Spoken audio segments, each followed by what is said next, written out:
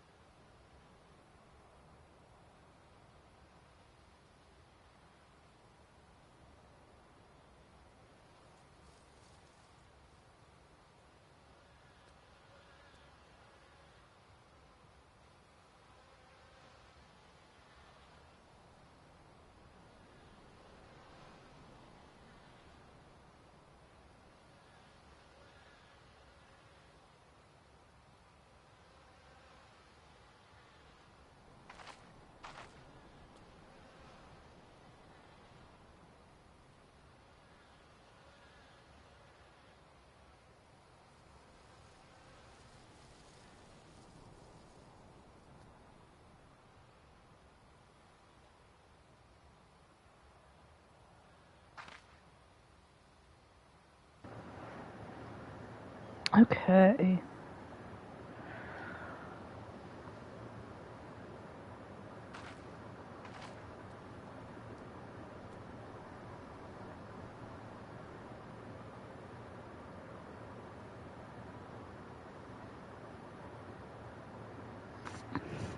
Chat is up. I got my sound check.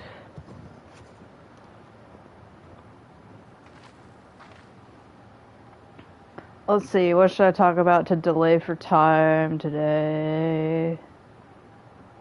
I made sure to change back into the awful dirt covered and never washed is this still the yeah, this is the exact same weathered shepherd tunic that Thancred gave me back in A Realm Reborn. And they had the audacity to have me go over there to buy a new pair of dirty, unwashed underwear, pretty much. Yorva's like, no, I already have my own unwashed tunic and pants. Thank you very much. I just love... Do they have to, like, model a whole new set for Alfino here? Not many people have, like... I like that he has a choker on. I also like in the last segment, oh gosh, who's that guy? Mefred's friend there that's pretending to be the Griffin. He's like looking at Yorva like, you're the warrior of light, and it's like, I don't know what gave it away, like, that I wasn't just some guy. Like, I guess I could have hidden that, but it's like, what is canon? Like, does Warrior of Light just stash their weapon away when they need to be incognito, or do they just balls to the wall, like, I don't care? Alvin Oki's looking at me like, who are you monologuing to? And Yorva's like, don't worry about it. Don't worry about it, Alvino. But yeah, today we are doing the second part of Soul Surrender. I don't think it would take another 3 hours. It was just going way over time last time, and I'm like, I tried to delay it by another half hour, but it was just proving to be too long. I'll have to see if we have to break up the next patch into two for the Far Edge of Fate. But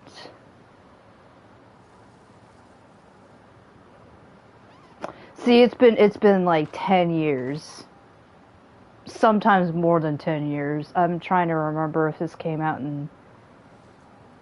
I think most of the patches had to have come out in 2016. Because Heavensward was released 2014, 2015-ish. I think it was officially 2015. Actually, I could look at some of my trophies. Oh, is it gonna send everybody to EBDB?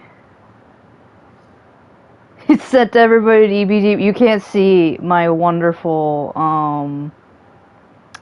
Heavensward trophies. Oh yeah, this is still gonna be skewed because I'm on the PlayStation 5.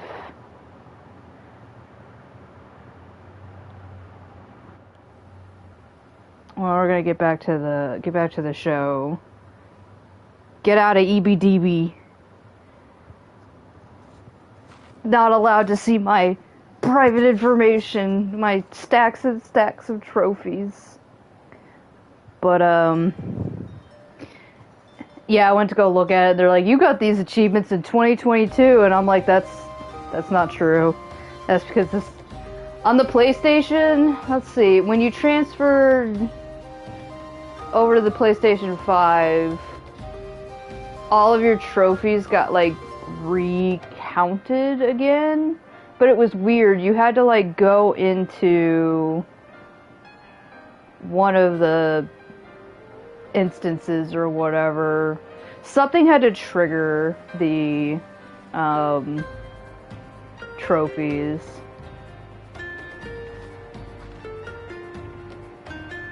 So that's why you'll like see a lot of my Heavensward trophies will be like, you got these in 2022. That's I think that's around the time that I was transferring everything over to PlayStation 5, and then 2 years later, you'll see me grab other trophies because 2 years later I hadn't even gone into Alexander for that long. But yeah, so I wonder if there's a way. Well, actually, I couldn't do this on this character because everything I originally did, I did on Zuyaya.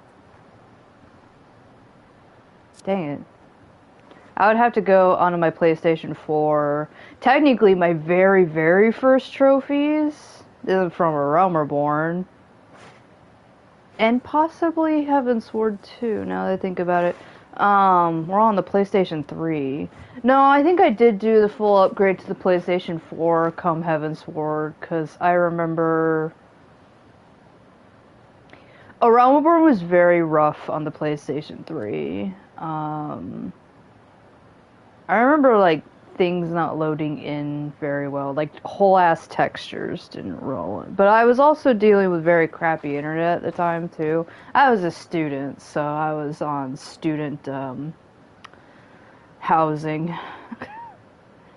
And, you know, everybody and their mom was using the Wi-Fi at certain times. I remember trying to do my raiding late at night, because that was probably the best to do it. Shockingly enough, I think most of the university students were probably out drinking or something like that. But the peak hours were actually around, like, from 3 to 5. You could not use the Wi-Fi. It was just too bogged down by 150 students also using it in the building. Actually, that might be a lie. I don't think there was 150 in my building. I lived in more of an apartment that was renovated mostly for students, you know. When you live in university towns, like, apartments are just like, this is mostly students living here. But apartment complexes were all like that, and so I couldn't afford anything really great either. But those were the days. Rent was like $800 rather than $1,500 like it is now.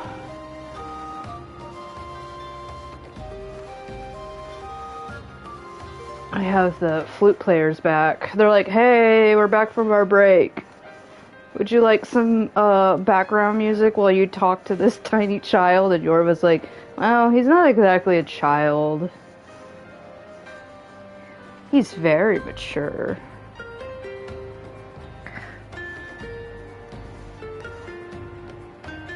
I think of that Peppa Pig joke, or that one snippet of the episodes, like, I listen to this music, it's very grown up. And then everybody edited to be like WAP or like some very heavy metal.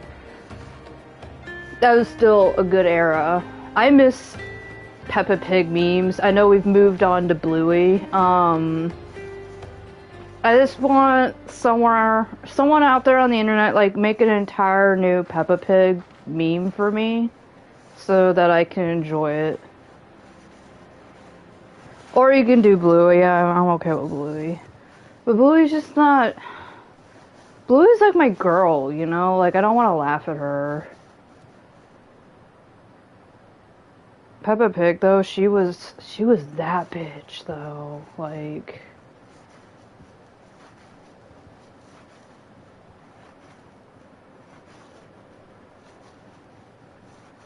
Trying to think if there was an era between Peppa Pig and Bluey.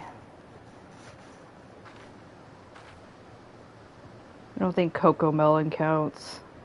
Coco Melon doesn't compare to Peppa Pig and Bluey, you know what I mean? You know, I wonder who of the Scions would love Bluey.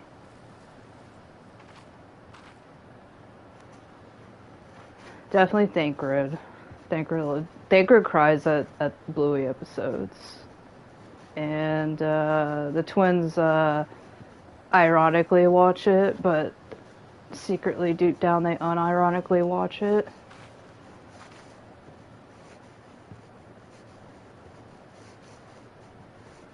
I think Ariane would like it.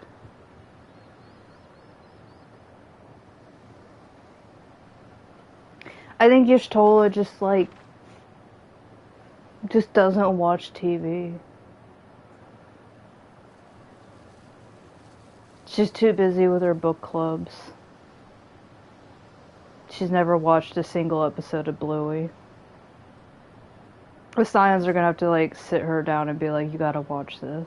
And she's like, this is a children's television show. And they're like, shh, you understand. There's a genius to this show.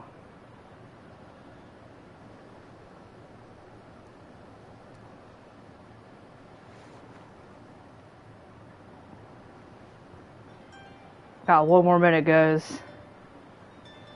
You see that? 6:09! Oh, and the flute players came back.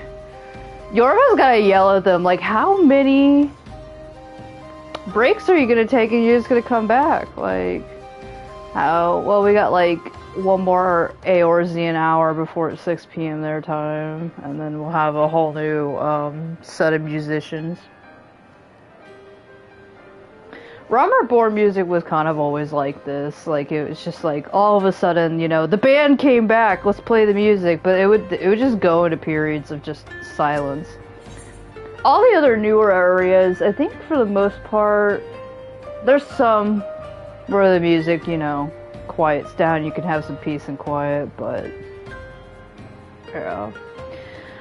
Alright, this was actually a pretty good place to leave off last time. We're going to confront this mysterious Elysian character who's totally not Urianger. He's Urianger's evil twin brother, Uwianger. Sometimes you can see Uwianger outside in Libsa Lamidsa Aetherite Plaza. So I know he's real. If we take the Griffin's double at his word, he's like, speaking of doubles, there was that guy. So then the crystals are now somewhere within Zaharak, ready to be put to use by the Amalja. You must appraise Alize of all we've learned. I will join you both in Little Alamigo after I've changed. He's like, I cannot be in this stinky uniform any longer. Okay, we're gonna change into actual clothes. We're gonna change into our regular sweaty clothes. If you think too hard about it, Warrior of Light is constantly in several different climes and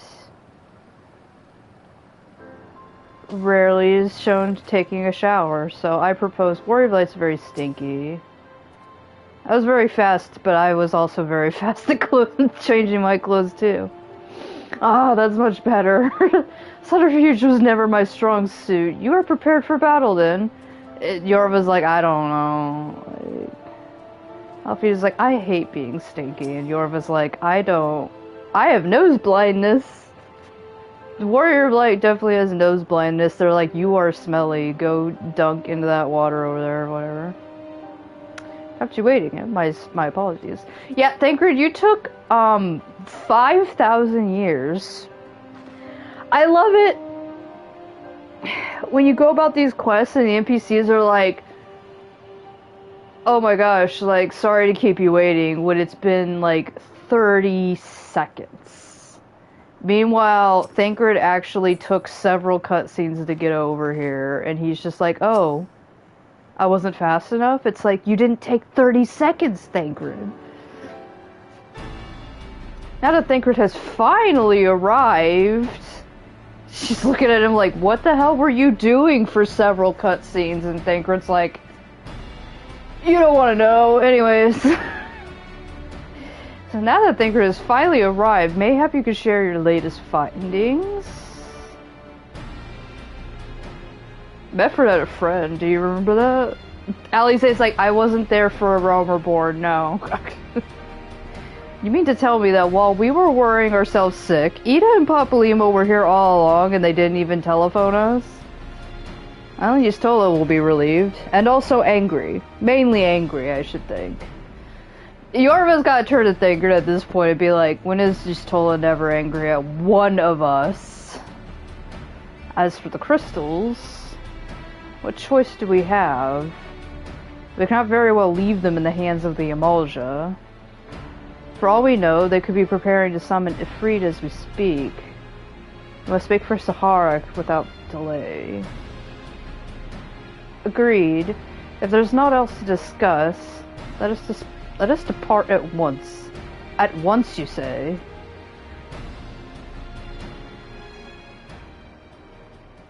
Meanwhile. And so they go forth, in accordance with the Griffin's plan.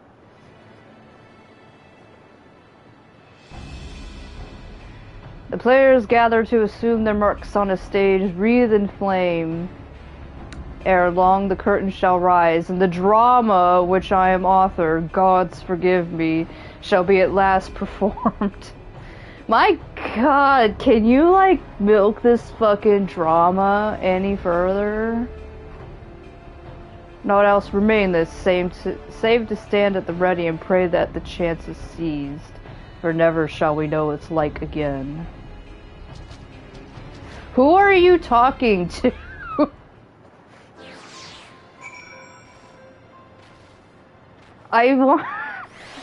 There are some people stationed there in Little Alamigo. Like, there's guards and stuff. So, there's people all around that Aetherite. So he's just standing there, mumbling to himself, monologuing, and they're all like, who the fuck is this guy? All seems calm here. Is it possible that we've been deceived? Alize, we haven't even gone in yet. I confess I expected a warmer greeting, but we must not jump to conclusions, not until we have braved the bowl of embers. The bowl of embers. You know, I'm just thinking you can, like, get, like, a bowl of cereal, bowl of embers. Yorva's just staring off like cereal, and they're like, focus, Yorva. We must be ready to engage the enemy at any moment. If you would make any final preparations, pray do so now. I shall await your signal. If you want your cereal, you eat it now. Upon proceeding to the bowl of embers, several cutscenes will play. Yeah, we know that. Actually, I didn't talk to Thancred. You'd think that there would be more obvious signs that something was afoot, and he's like, also, do you want to share that cereal? But if anything, this place seems quieter than I remember it. I have a bad feeling about this. Thancred's like, last time I came here to, like, help you out, people died. Yorva's like, I remember that. I remember that part. We were ready to kill everyone after they were tempered. This isn't right. The Emulger would never leave this place so poorly guarded.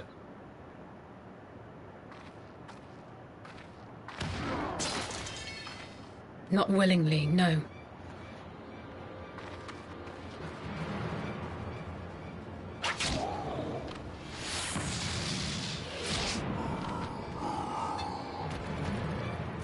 Whole ass slaughter.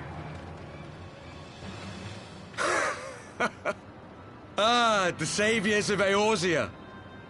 Slow as ever.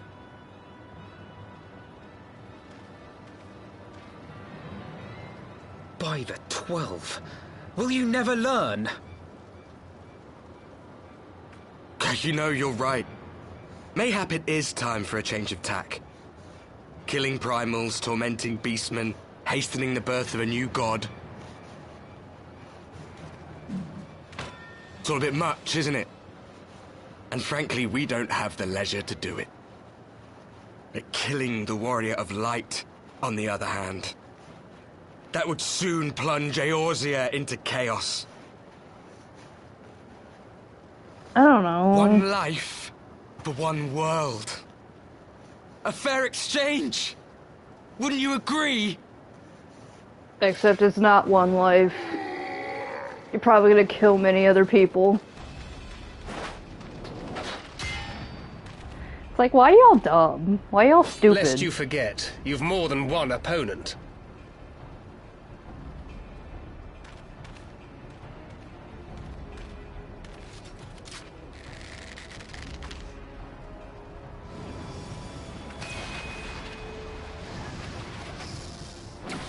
Carbuncle! Defend me!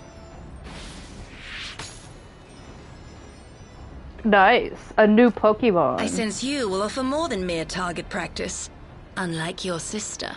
Can you just shut the fuck up? Alize! Why do you like to bully her so much, man? What did she do? Did I not tell you, Alphino? I am not the girl I once was. My brother was always the clever one, while my talents lay elsewhere.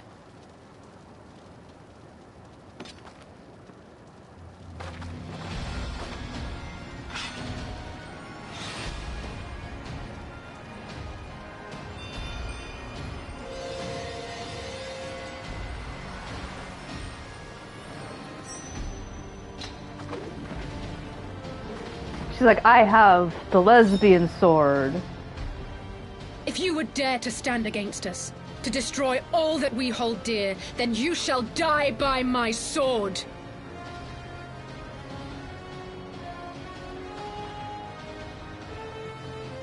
Let's finish this.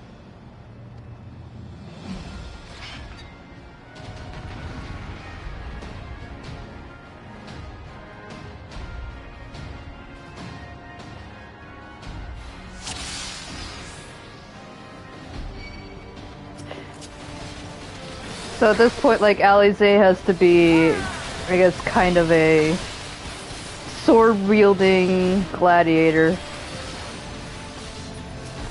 This guy must die. You must die. Alright,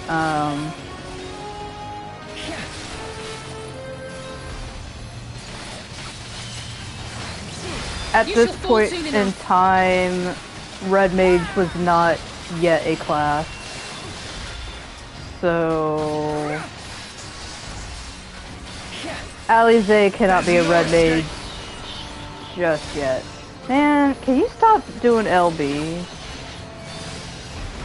Is this the power of the echo? I don't know. That's just an LB.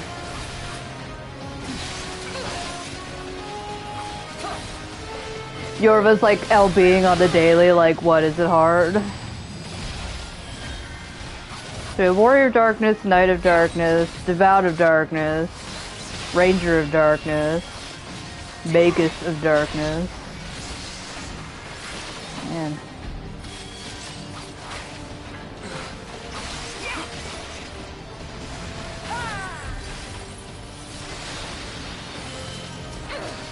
I'm hitting the wrong guy.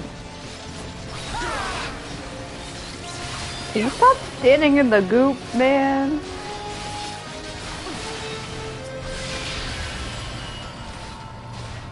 Ugh.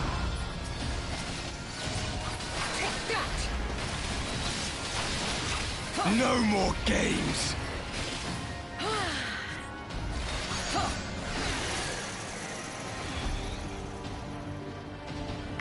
Oh no, we're getting kinked.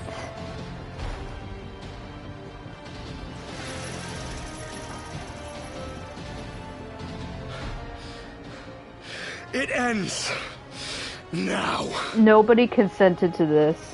Nobody. Nobody had a form.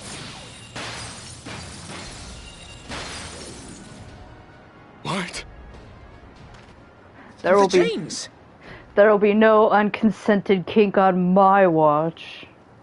You snake! You would betray us as well? He that holdeth fast unto his convictions shall never count betrayal amongst his crimes, though all the world may call him villain. My path is unchanged, my creed sacrosanct. This I believe with all my heart. But say, warrior of darkness, and speak true, what dost thou believe? That rendering up the souls of thy world in service to the rejoining will grant it salvation? Nay. By the 12! Oriange! Now he's like, you know, I should have noticed, you know, his hair, his eyes. Mine Wait. apologies, Master Alphino. That the brightest light might shine, duty did compel me to walk in darkest shade.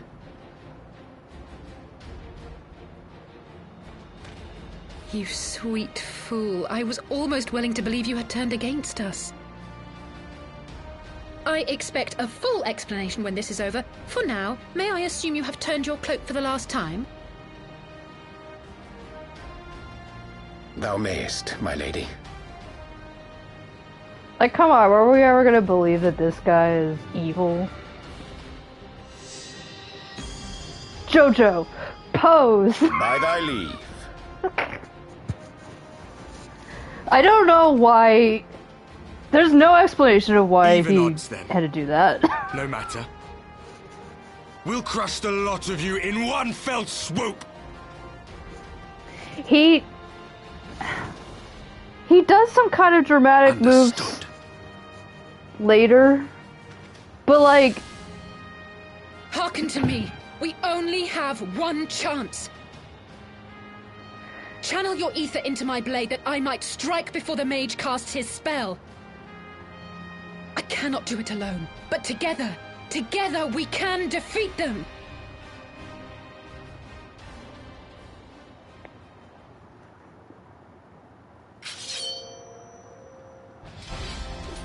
it is a cool sword, so I'm willing to believe her.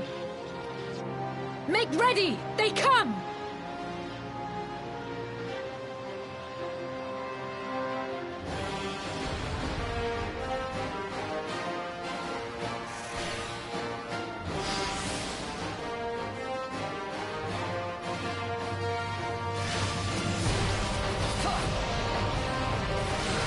I must have more ether.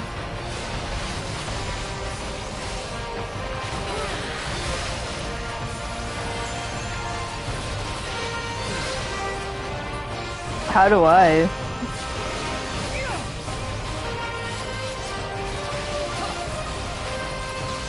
Can you grab Warrior of Darkness off of me?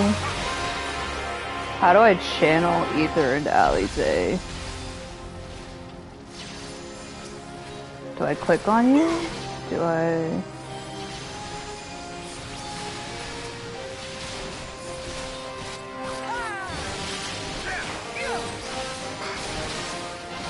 I'm not quite sure what you want me to do.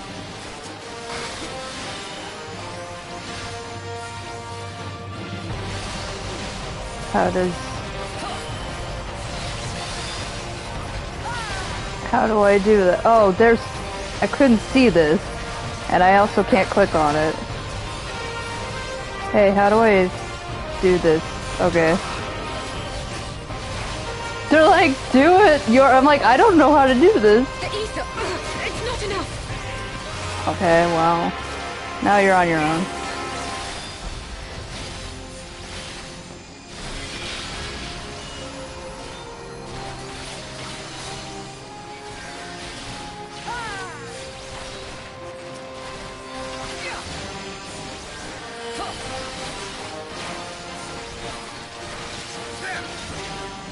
Oh, shit.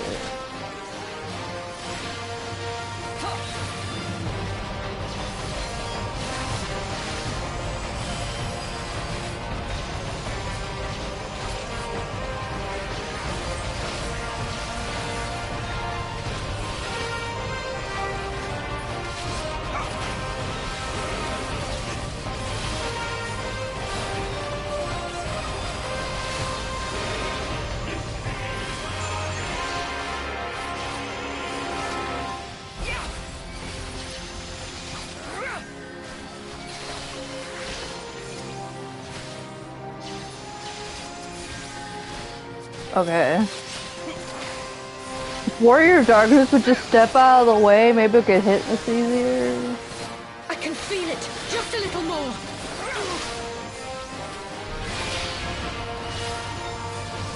God, do I hate this guy though.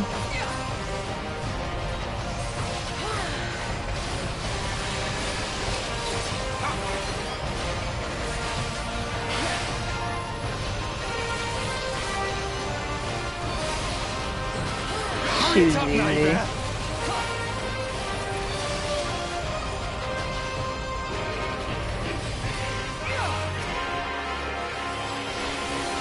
I'll crush you!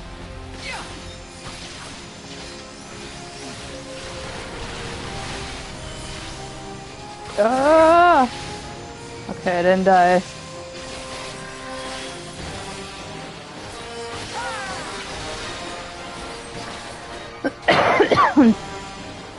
Goddamn bleeding, no.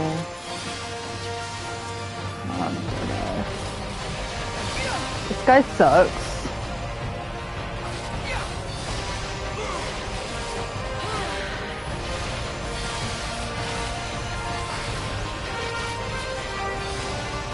I bet he's stinky too.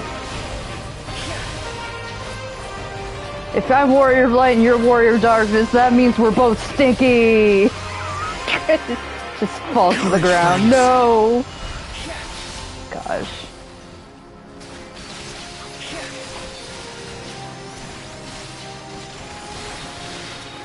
Who am I supposed to be attacking? Anybody? Oh my gosh.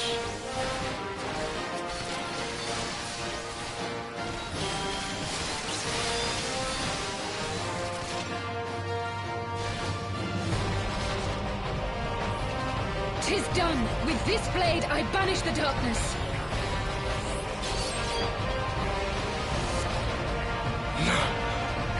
Not like this. She just casted Ultima. Right then and there.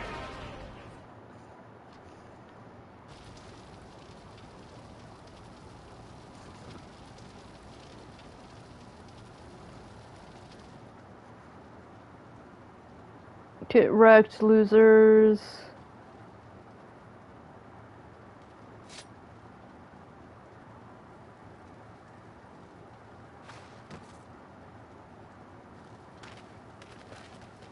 Alize, are you hurt? had too much Taco Bell. A touch dizzy, but otherwise fine. Thank you.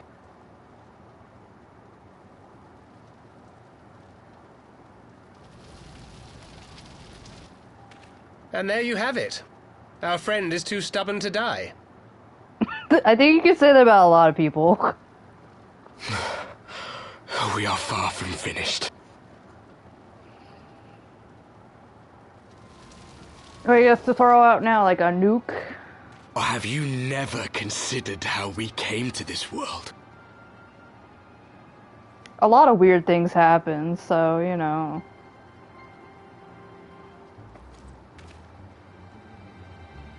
Crystals? You mean, like the Ascians? Just so.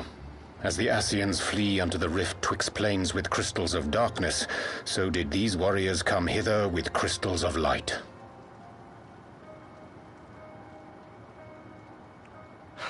He's not Eloquent, following. as always. Aye, like the Ascians, we too are beyond death. You cannot defeat that which is eternal.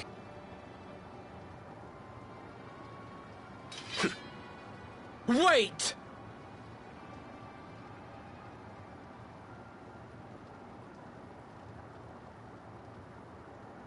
Such methods as the Ascians employ require the renunciation of the flesh. You would have had to...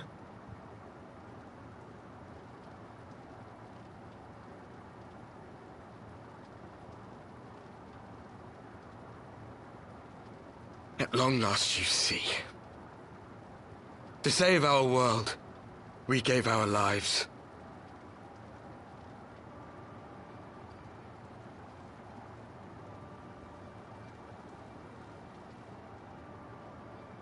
We were just adventurers trying to make our way. An odd job here, a favor there. We never aspired to be warriors of light. But word of our deeds spread, and soon people were calling us heroes. They placed their hopes and dreams on our shoulders, and bid us fight for all that was good and right.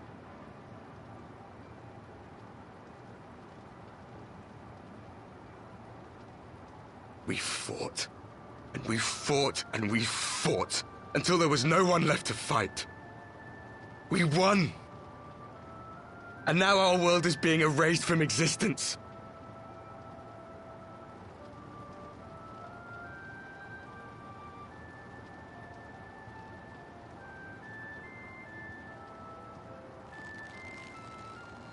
We did everything right.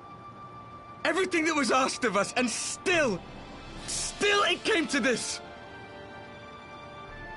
You of all people should understand. We will not falter.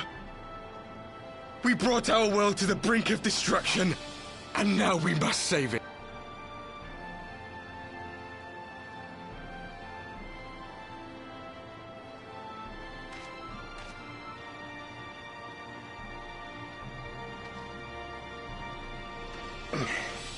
I've died before, Arbet. I'm not afraid to die again.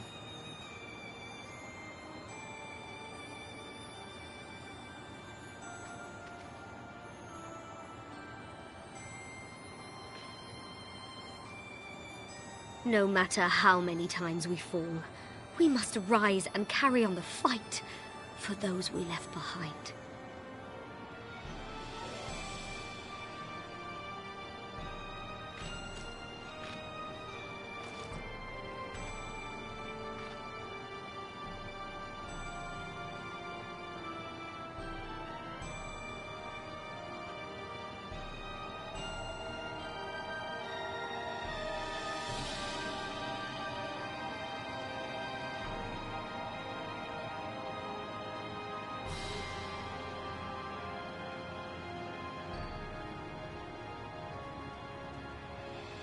To have known the depths of sorrow and embraced the highest sacrifice. Nonetheless, Master Louis-Sois, guide my hand, I pray you, as fate's thread spinneth upon this most capricious spindle. Quickly! Thou must needs invoke the power of thy crystal.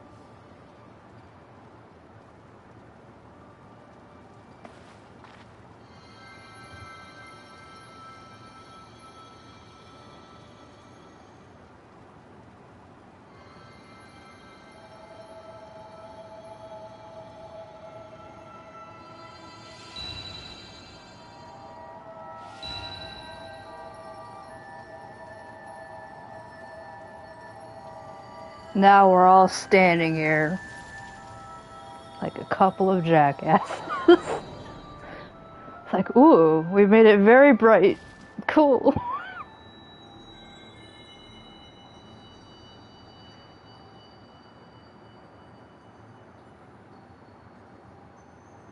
Now we're all dead. What is this place? We're in limbo. Such pain. Such sorrow.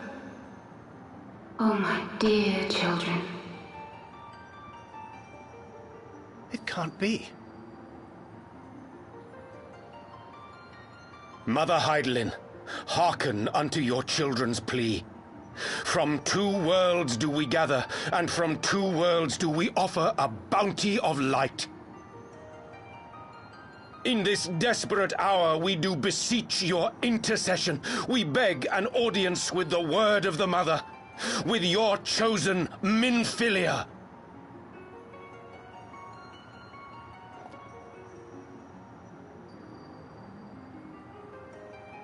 Your cries go not unheard, nor your sacrifices unnoticed.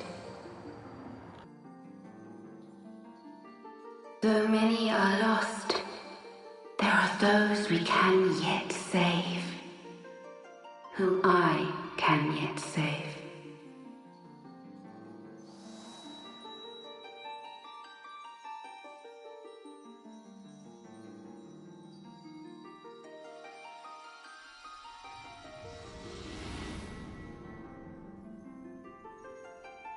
Minfilia.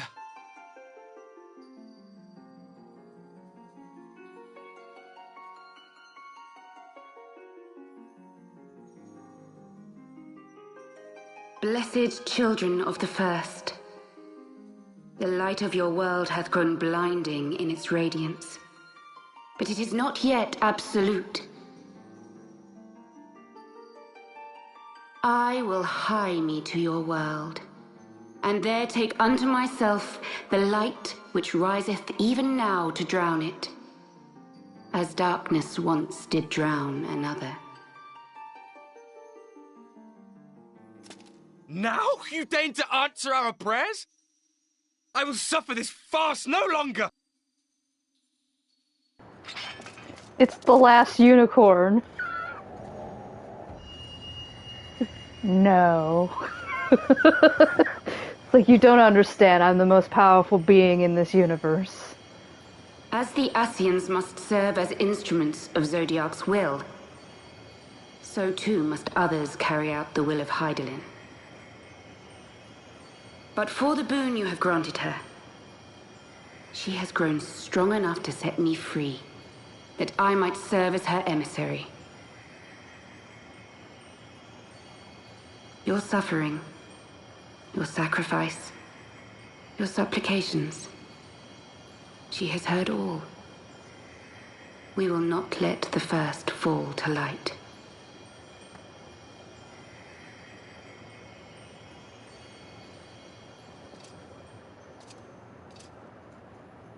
Bet you feel like a right asshole now. If only you had asked for help.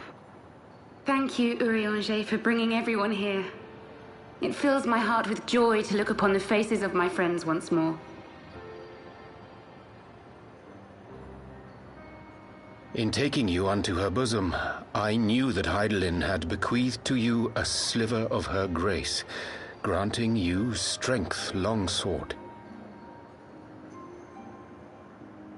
And in treating with the Ascians, I learnt of a star like unto our own, a doomed world of fallen heroes, in whom I glimpsed ourselves, the first.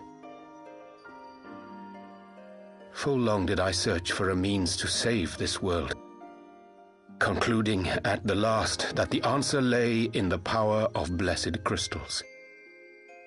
And thus did I labor to set light against dark.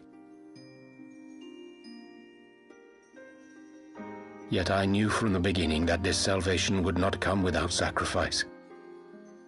For the instrument of the first's deliverance would of necessity be required to journey thither, there to remain, mayhap forever.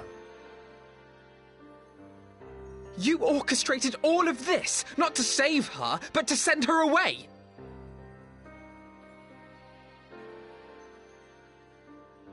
One life for one world. Such was the bargain, and you the coin, though it were not mine to spend.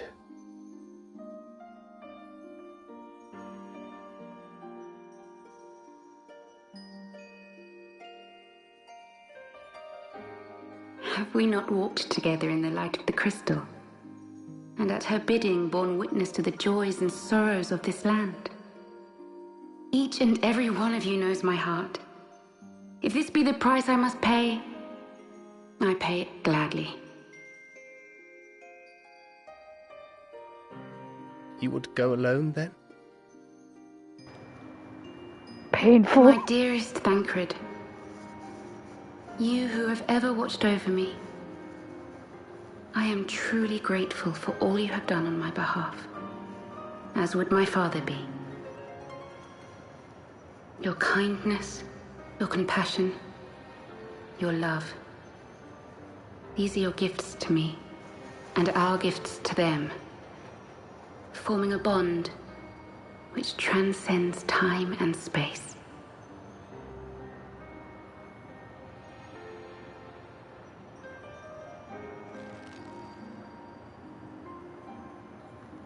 Sometimes I forget you are not the child I once knew. Make me proud.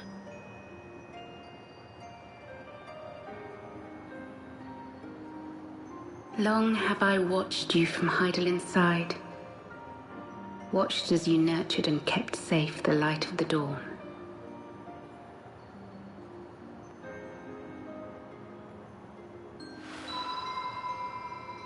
The dark recesses of the world hide untold secrets and dangers.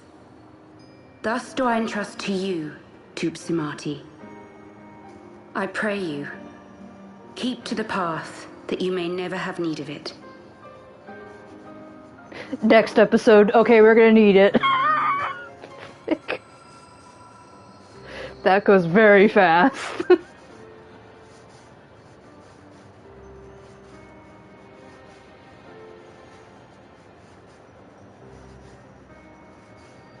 Twould seem the power of our crystals is all but spent. Perhaps, if there is naught else to be done.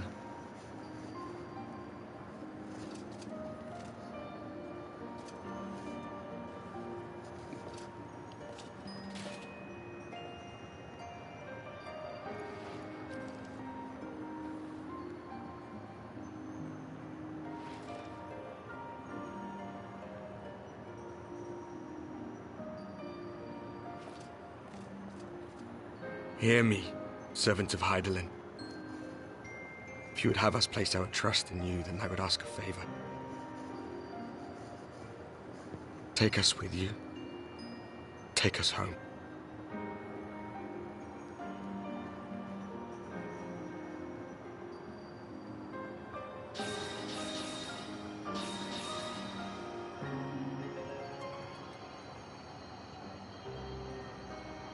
We were blind to the truth once, so I tell you this, as one fool to another.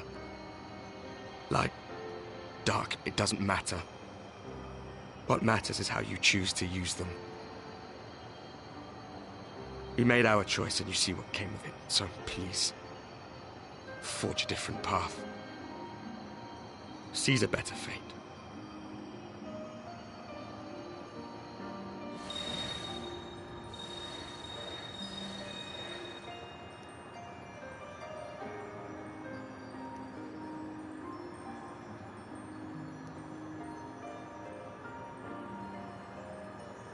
It is a strange feeling.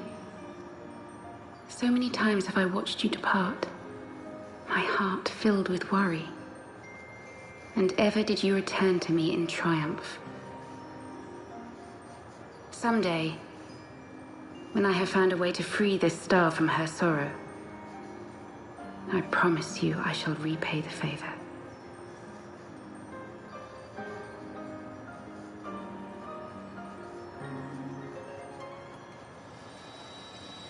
At that point, I would say, do you promise? But she did promise, so I can't say, do you promise? It's already there.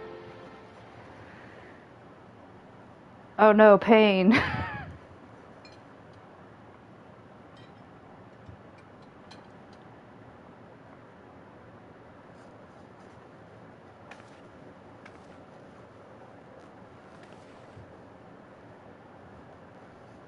Thank you, Louis, for everything.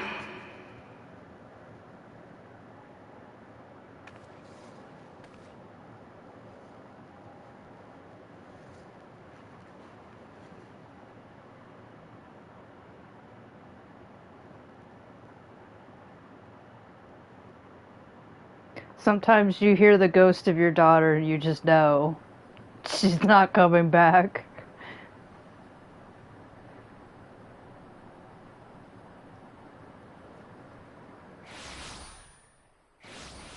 They all teleport after that. They're like, well, who wants to go get Taco Bell?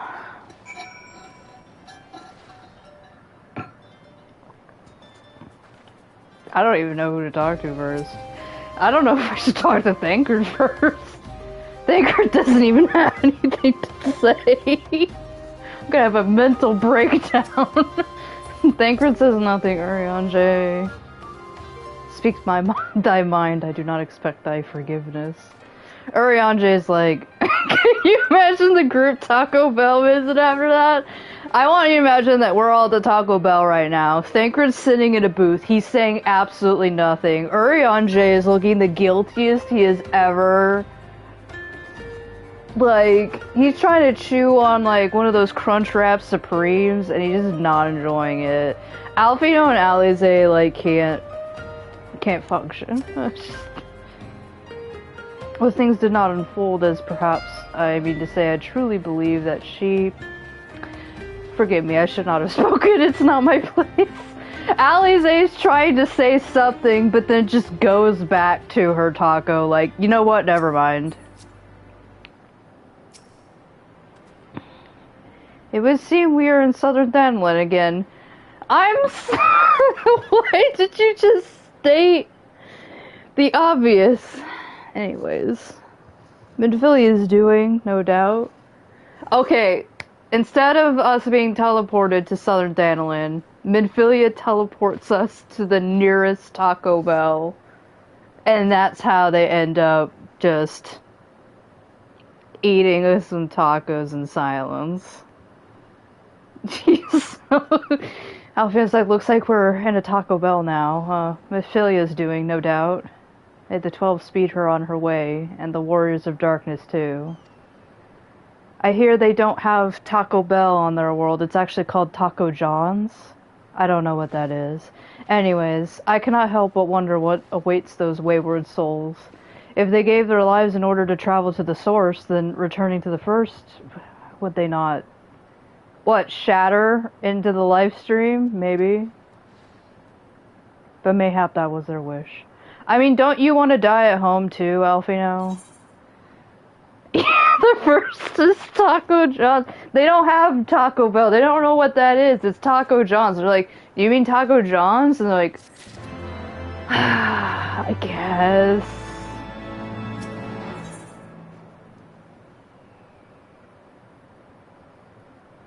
Isn't this so happy to see all of the Scions in one picture? Why are we getting Moonbreeda?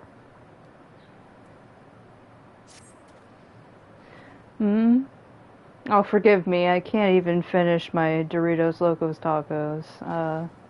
My thoughts were elsewhere. And this is where our... And this when I know full well there's work to be done and tacos to eat. The crystals.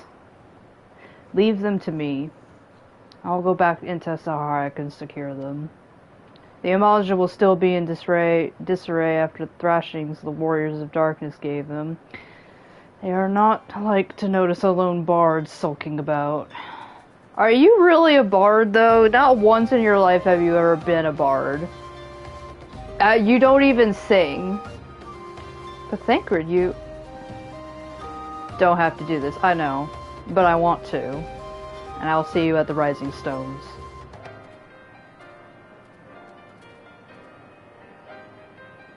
I like that Thancred's constantly like, I want to be on my own, and everybody's like, okay, I guess we'll just let him be on his own.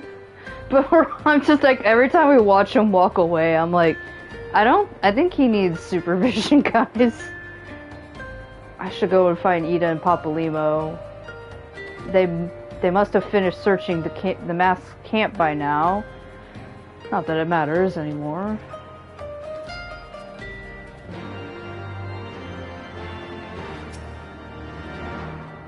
He just says the same thing.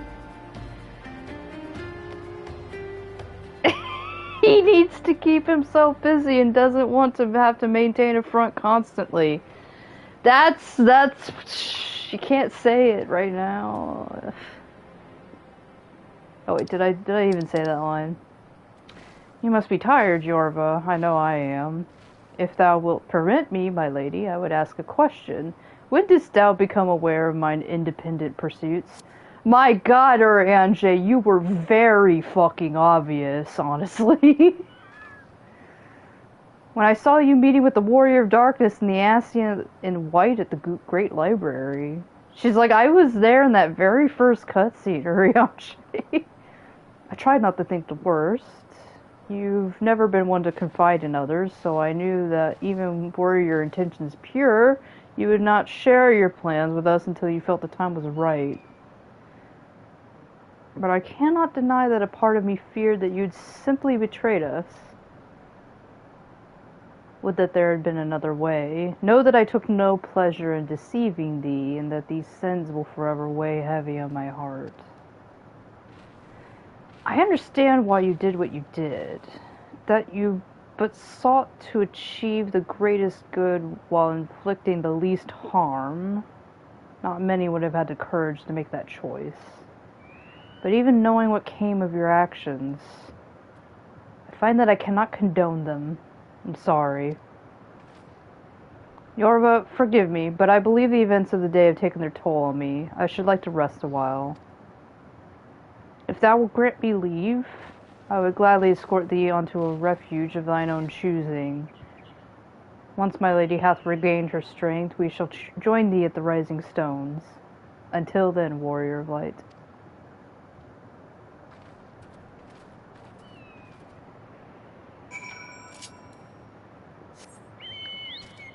See, I know Urianger just, like, has some sort of autism about him, but I just don't even know why he just didn't think to maybe say anything to anybody, being like, hey... Like, maybe he was just so afraid that the Ascians were gonna figure... Because the Ascians can try to listen in on our conversations and stuff like that. That's the only thing I can think of, is that the Ascians were probably keeping an eye on him, and he was just too afraid to tell anybody, for fear that the Ascians were just gonna know. But he could have just been like, hey, can you confront the Warriors of Darkness and just bring out your little, bright light, please? And that's all he'd have to say. But no. Ida's like, hey everybody, how's it going? Everybody's like devastated. She's like, okay. Ah, there you are. We finished our search, in case you were wondering.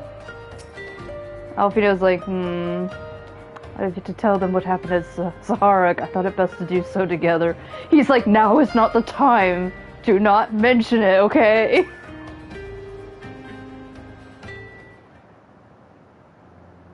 Well met, Yorva. Alfredo said you would be joining us. I sure hope nothing bad has happened. 'Twould seem that the Griffin's double was telling the truth, insofar as we found nothing resembling a sizable cache of crystals in the Max camp. Did you perchance find one in Zaharak? Maybe. Actually,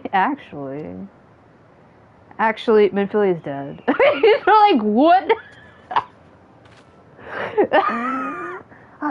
I don't believe it. The crystals, Midvillia, all of it. It's just, I don't know what it is. I sympathize, Ida. Even now, I struggle to comprehend of that which I saw. She was glowing. Like, glowing. The only thing I can say with any certainty is that I feel blessed to have been granted a final chance to speak with her. 'Twas bittersweet, aye, but also affirming.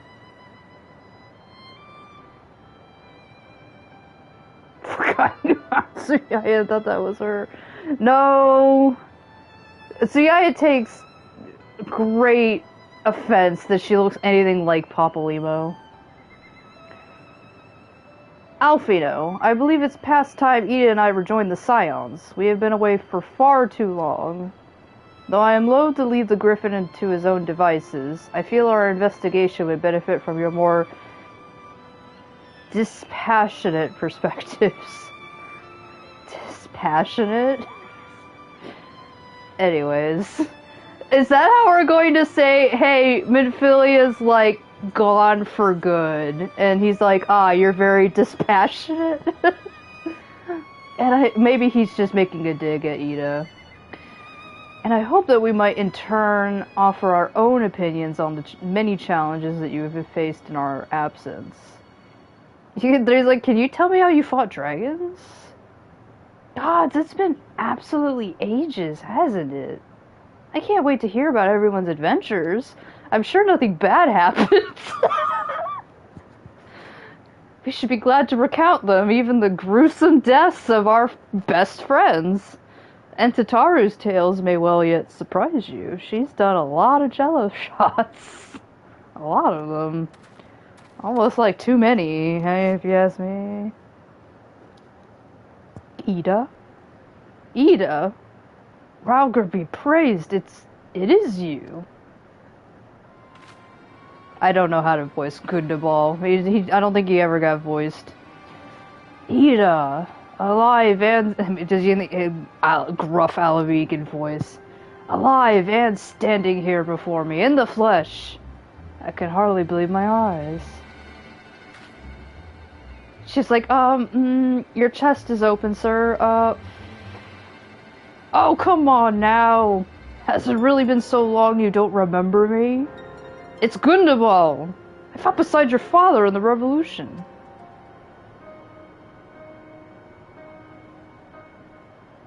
Do not think less of her, friends. It's been 20 years since the occupation sent us separate ways, but the resistance were always welcome in Little Alamigo.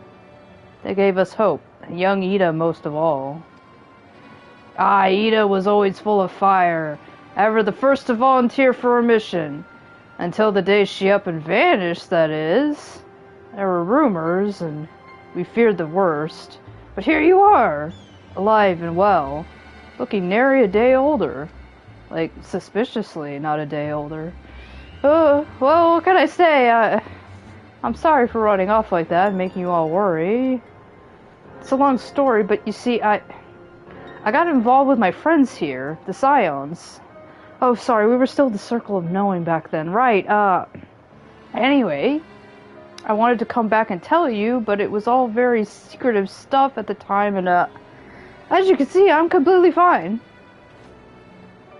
I know we've got a lot to talk about, and we will, but right now, I've got to hurry back to our headquarters. My friends are expecting me.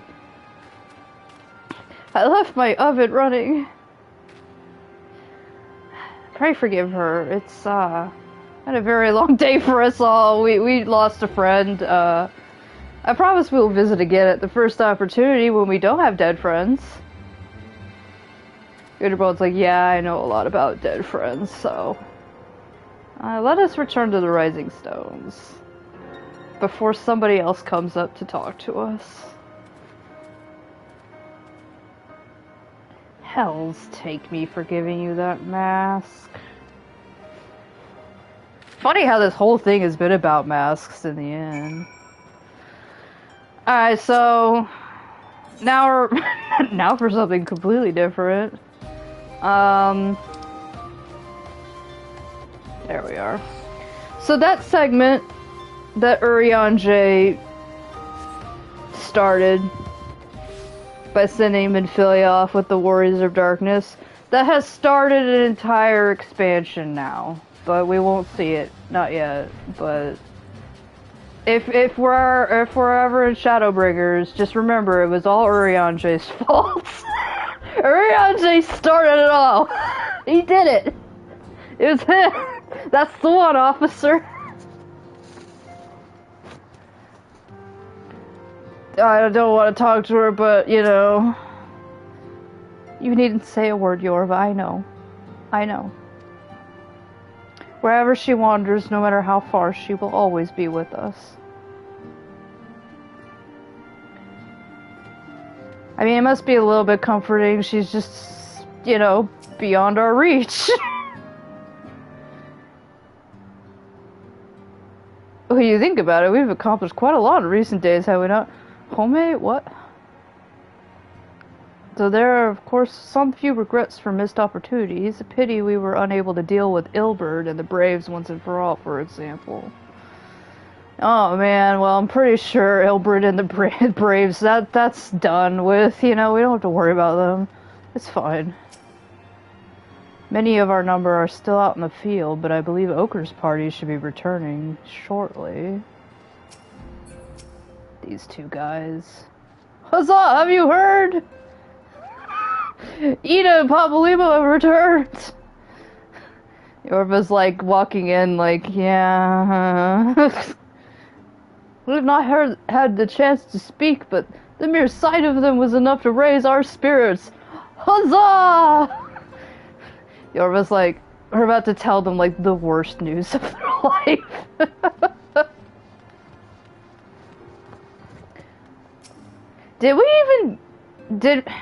I know we wanted to keep it hush-hush for a minute, but did we even tell most of them, any of them, that Minfilia ascended to a being that's beyond our corporeal world? Did, like, we ever tell that to the rest of the Scions? Did we forget to do that? And now we have to be like, well, you see, she ascended to a higher being, and they're like, oh, well, can we still talk to her? We're like, no. She's now on a completely different other world and is fully unreachable, even if we tried to Ouija board dial her. I don't even think she could be Ouija board, guys. Like, we can't even do that. They're like, oh, man. Anyways. Welcome home, Yorva. I trust your journey was uneventful and maybe not sad. You will be pleased to hear that Thancred has secured the crystals. Oh yeah, that's right. Nobody sent... We keep letting Thancred go off on his own and we don't send anybody else with him. And we're like, we gotta put this guy on suicide watch, guys. You gotta stop letting him be independent. He sent word a short while ago he's not coming by, I don't know. Once he's delivered them safely into the Temple Knight's care, he will rejoin us here and we can declare this matter officially resolved. While awaiting your arrival, I took the opportunity to contact Y'shtola and Kryl and brief them on all of his... Did you tell about the other part? We need to stop concealing the nasty news from people already. I also requested that they return to the Rising Stones at their earliest convenience. Now that our lost friends have been found, it would seem meet to discuss the future.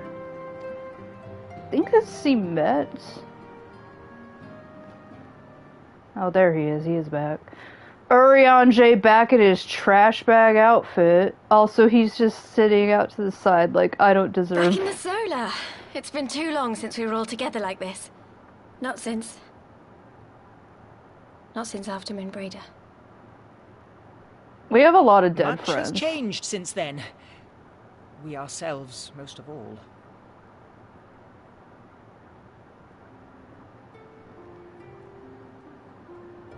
Though not all who were lost could be gathered here today, we may take comfort in the knowledge that those who are not are carrying on the fight. While I am grateful to our friends in the north for their hospitality, it isn't half good to be back.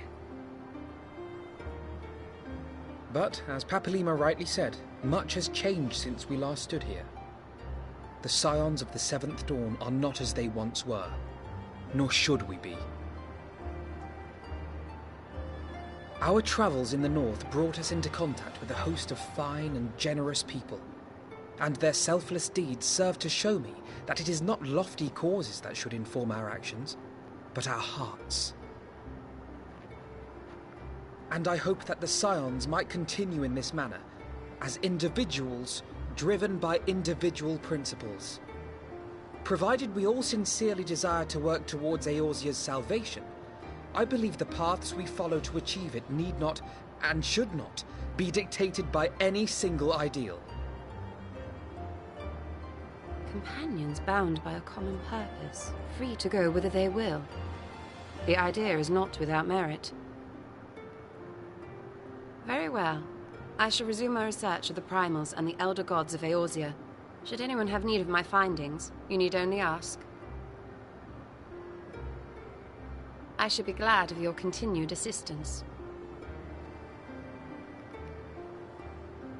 Well, my main purpose in coming here was to see the signs of the Seventh Dawn restored and my dear friend found. Nevertheless, having involved myself in your struggles, I feel compelled to see them through to the bitter end. For Minfilia's sake.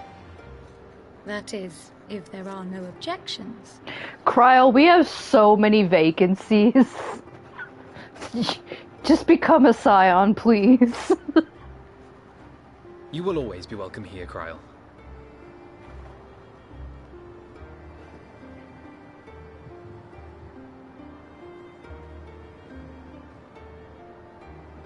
Urianger, can we trust you to carry on your investigation of the Ascians as before?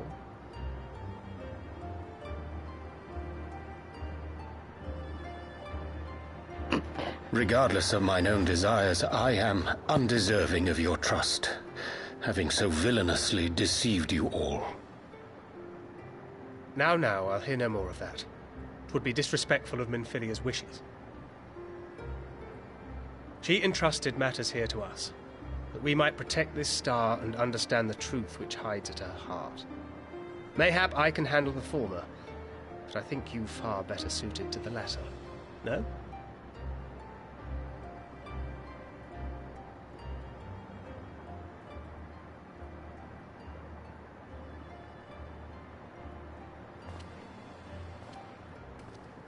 Very well.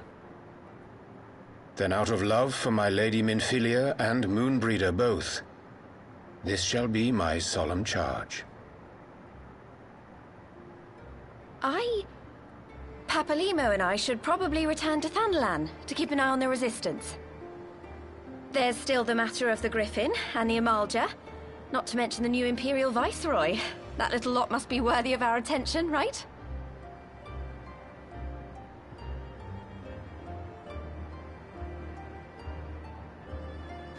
And what will you do, Alize? You know I have no great love for organizations and formalities.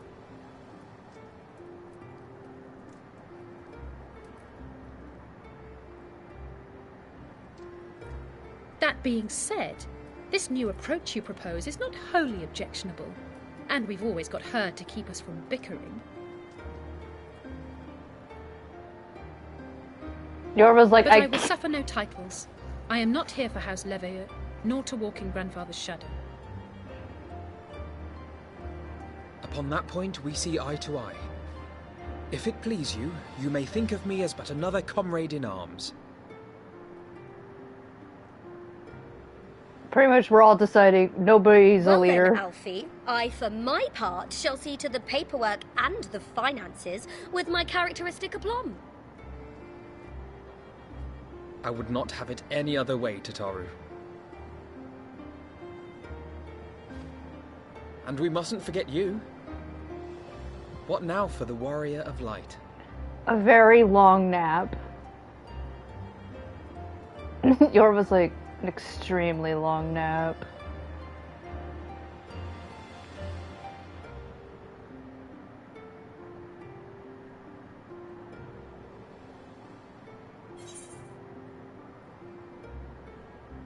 I'm gonna go with a new adventure because I feel like she's motivated by adventure. That's a piratey thing to say, right? Indeed. The path behind us was fraught with hardship, and the path before us will be no less unforgiving. But a new dawn shall break over the realm, and I see before me the faces of those who will deliver it.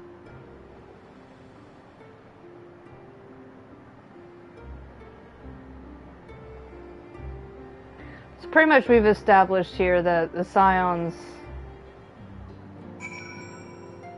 are a union? We're a union? I don't know. We don't have a leader anymore, and we're solidifying that we just don't need a leader. We're gonna wing it. We're gonna YOLO it. Now, at this point forward, this is how I know the Scions as, where they just kind of go off and do whatever they feel like. A Realm Reborn, they were just a little bit more, under the leadership of Minfilia. They would usually pass by everything that they're doing into Minfilia's, you know, desk or, in meetings or whatever, but now we don't have her, so we're just not gonna answer to anybody. The Ochre Boulder. All these little mistakes are beginning to add up, Aenor. You must try harder to remain focused. Oh, Aenor, you're still a dumb, stupid blonde, I guess. No, actually, is she redhead like her sister? Yeah. I'm doing my best, Ochre, I am. I just can't seem to clear my mind. I keep thinking about you and your brother and me. Oh my god, it's just... Trouble in paradise, eh?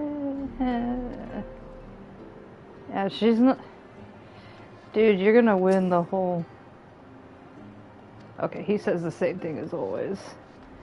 I don't know, Aenor's so thirsty that she's just not doing well. I suppose I should not be surprised, with everyone standing in a circle delivering grand proclamations about their future endeavors. She naturally felt obliged to make up one of her own.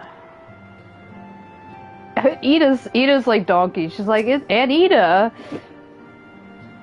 It may be argued that the great sundering of the source was an aberration, and the existence of 10 and 3 reflections an offense to the natural order. I don't know who would... I don't know who would take offense to that.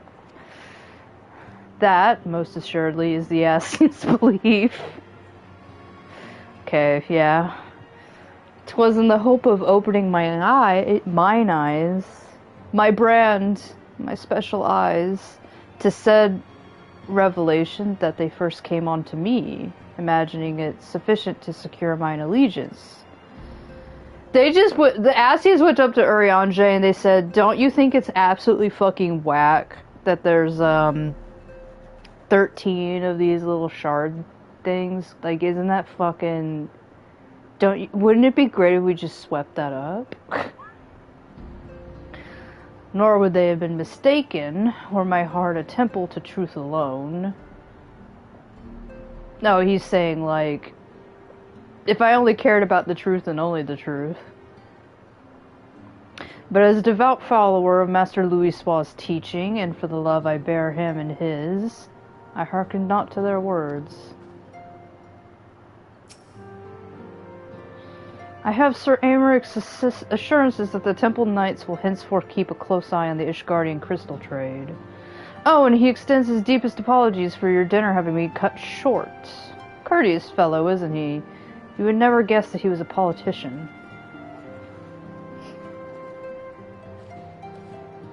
Thankful's just making fun of us for the fact that, you know, Aymeric has a big fat crush on us. As agreed, we shall spend the coming moons conducting our own independent research. Should you have need of our services, however, you are of course welcome to seek us out. Yorva's like, I have a lot of dungeons to run, and she's like, maybe not that. It would seem that I'm a scion then.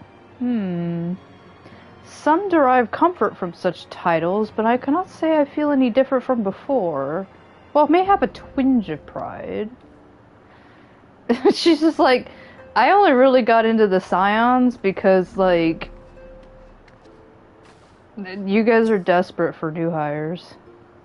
Same as it ever was. Are you sure it's the same? Not quite the same. It's official then. Gods, I hope I don't regret this. Alize's like, God, I didn't want to join in the first game, but you know, whatever. Leave it to me, Yorva. I'll make sure she's properly introduced to everyone. That's what she's like, oh god, I have to talk to people. Look at them, Yorva. The scions of the 7th Dawn. Look how far we've come. Yorva's like, yeah, that surely is the scions. There is a dawn.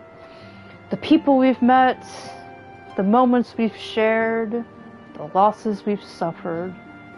Yeah, Alfia's like, and boy did we suffer a lot, and Yorva's like, can you shut up? The tragedies we've overcome. And she's like, stop. All of it has made us who we are today. Yorva's like, I swear if you bring out the what doesn't kill us makes us stronger, I'm gonna punch you in the face. Where we go from here and what the future holds, only the 12 know. But I know that we will find out together. And then he hands you a tiny Moonbrita, and he's like, do you want this? Yorva's like, sure, I'll take it.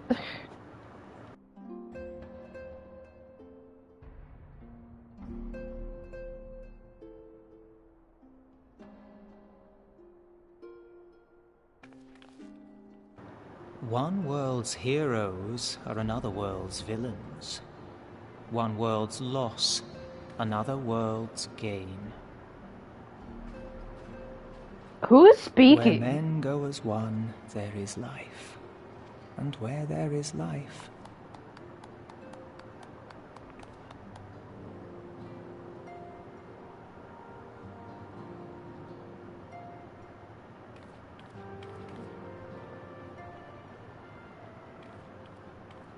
That's Papalymo monologuing?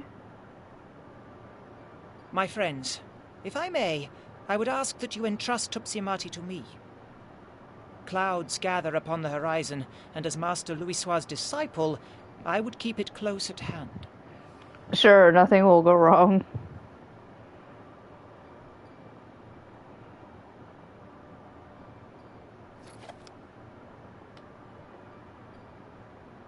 Benfilia's like, don't ever use this. Then we immediately are like, Papalymo, you take it. I shall guard it well. I mean, is that Papalymo monologuing? I mean, it's like, Edmont's no longer narrating our story, so it's like, who's narrating our story right now? there is cause to hope.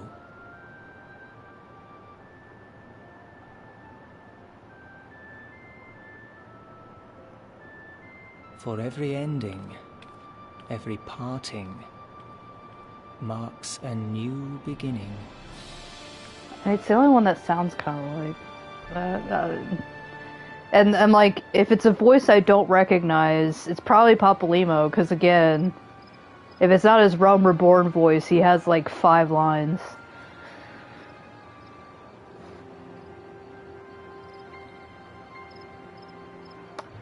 Oh, we lost our voice acting budget. Well done, brother. You may resume your normal duties and rejoin the others. The coming battle shall be our greatest yet, and I intend to stand with you on, with you all on that glorious day.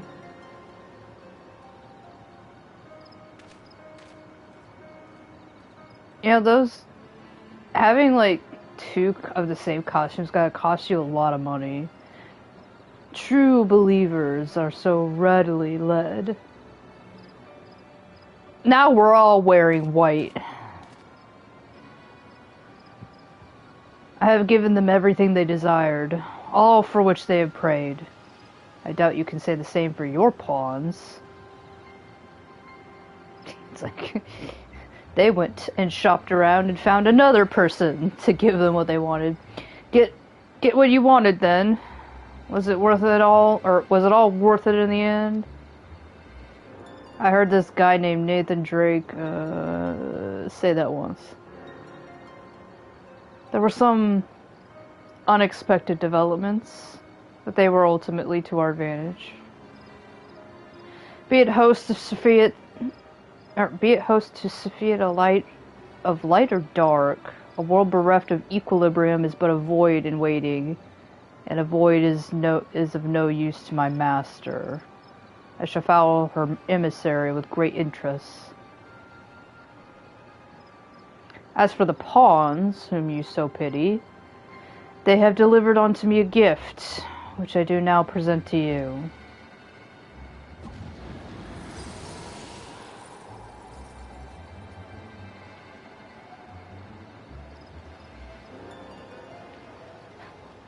This will increase your cup size by at least 3. The eyes of Nidhogg. Many were the candidates considered, but by your deeds you have proven yourself the most deserving. I like that he had to sit there and weigh, like, who gets the dragon eyeballs? And he, like, sat on that decision for a little bit, like, I don't know. A man of boundless rage and bottomless despair, in whose breast beats a heart which thirsts for vengeance. Only you are fit to wield these eyes, for weal or for woe. I think it's for woe or for woe. I don't... For weal? I think you get one option there.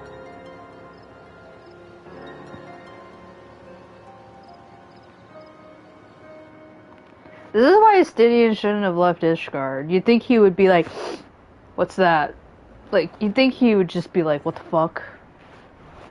But no, I gotta guess that maybe he's too far away or some shit. I don't know.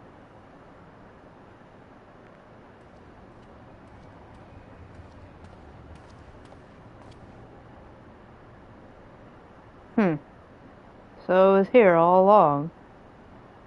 Wonder who this mysterious guy is. It's the bastard! Okay.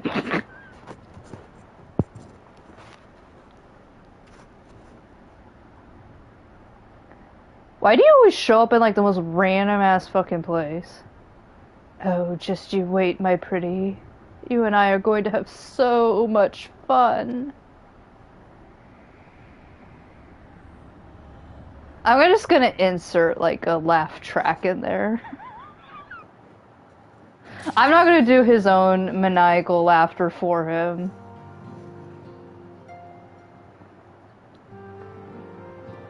Oh my god, the Nutkid's here. Is this one of the first Easter eggs? Okay, so Thancred and the Nutkin are now BFFs, and this is like his familiar, and it will follow him around various places, but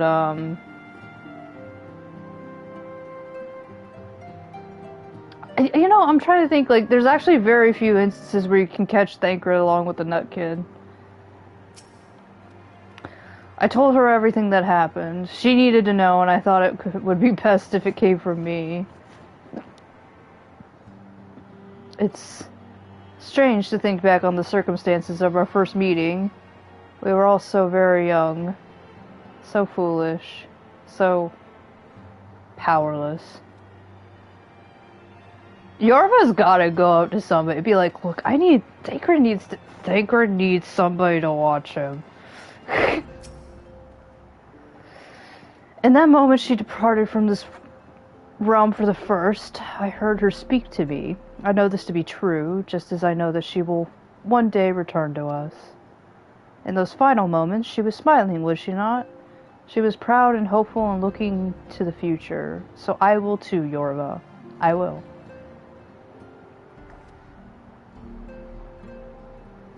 So it is Papalymo doing... He just speaks differently.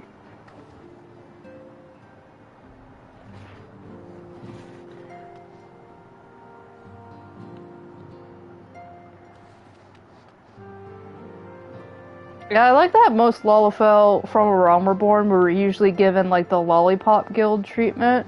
But even in, like, how should I say it? Like, not previous,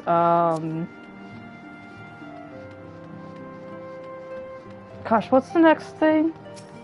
In things going forward, I could still see around Heavensward that they were like, oh, we gotta give, like, the Lalafell a little oomph, which, you know, I think that's appropriate for them. They kind of have, like, how should I say it?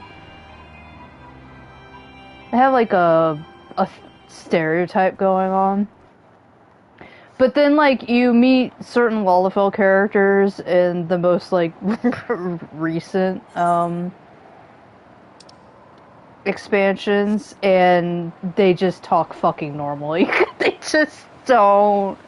I guess Cryle maybe has, like, a higher pitched voice, but, like, for the most part, she just sounds kind of just like a normal person. In fact, I think I remember when I was originally going through Heavensward, I just remember feeling like, wow, Cryle, like, does not sound like a Lalafell, because A Realm Reborn really hammed it up, I think.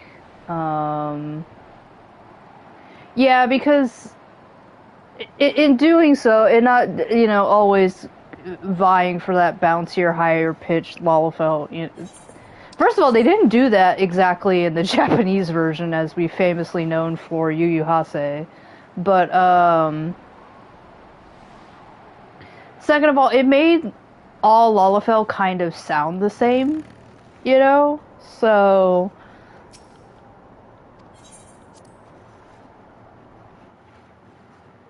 yeah, Lalas are adults just like everyone else, and, like...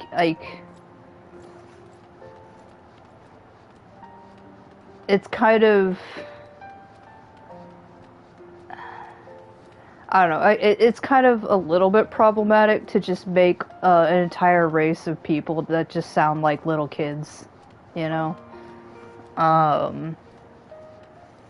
Because Lalafell, like, they do stop growing after a certain age, and it is pretty hard to determine the age of Lalafell.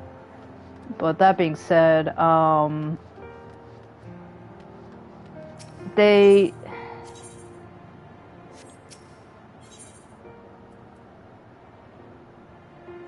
decided to pretty much let the individual personality of a character come through when it came to Lalafells and stuff like that, rather than just have them all be blanketed as, you know, one thing.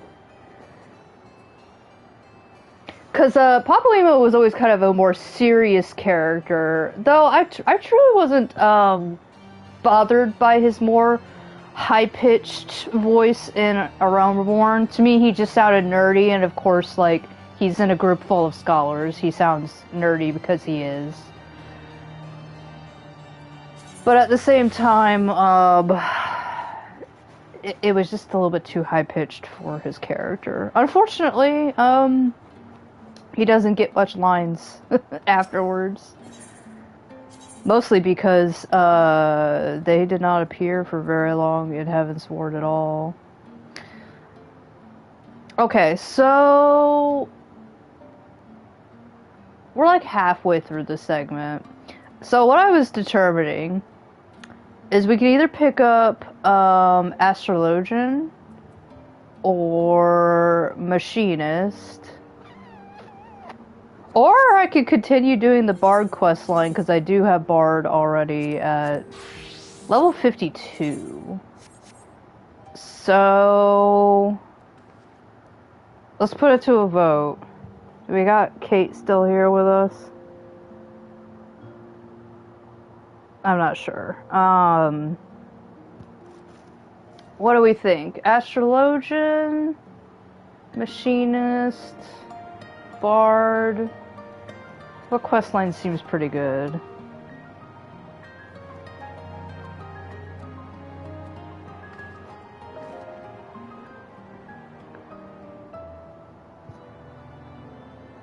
Oh, for whatever. Pretty much, I'm gonna define it as this. Do we want to go on a useless bisexual adventure, an extremely asexual adventure, or the gayest thing you've ever seen in your life? I see a vote for Astro. That is useless asexual. We've already done the samurai quest line. We can't do it anymore until we've done Stormblood.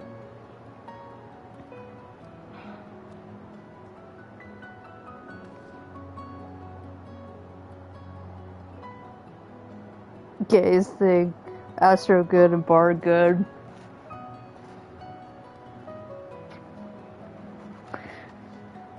Tuck this delay.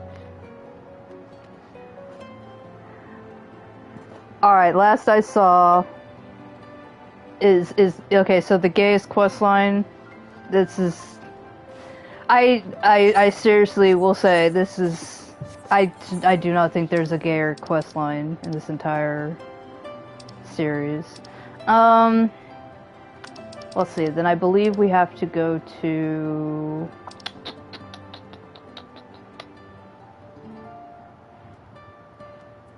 I got a quarry mill. We have to go talk to gay. Alright. I'm gonna title this next segment called The Ballad of Sanson and Guidolo. Alright, so I believe when I originally went through Realm Reborn with Yorva, I did it with Bard. I'm going the wrong direction. I always get lost in this area. Two men who bicker constantly go out on an adventure and find out it was the boyfriends we made along the way. That is, honestly, the entire summary of the Bard questline. So, to summarize what has happened in A Realm Reborn. Because at first you're like in your Archer era or whatever. So, Jehantel here is an old bard. He's an older gentleman. Can I get a close-up on you? He constantly stares into the fire thinking about his dead husband. I don't know. I can't remember. He had some comrades in the past who died. They never really tell us how. Jehantel is extremely mentally unwell, but we kind of helped him. We helped him a little bit.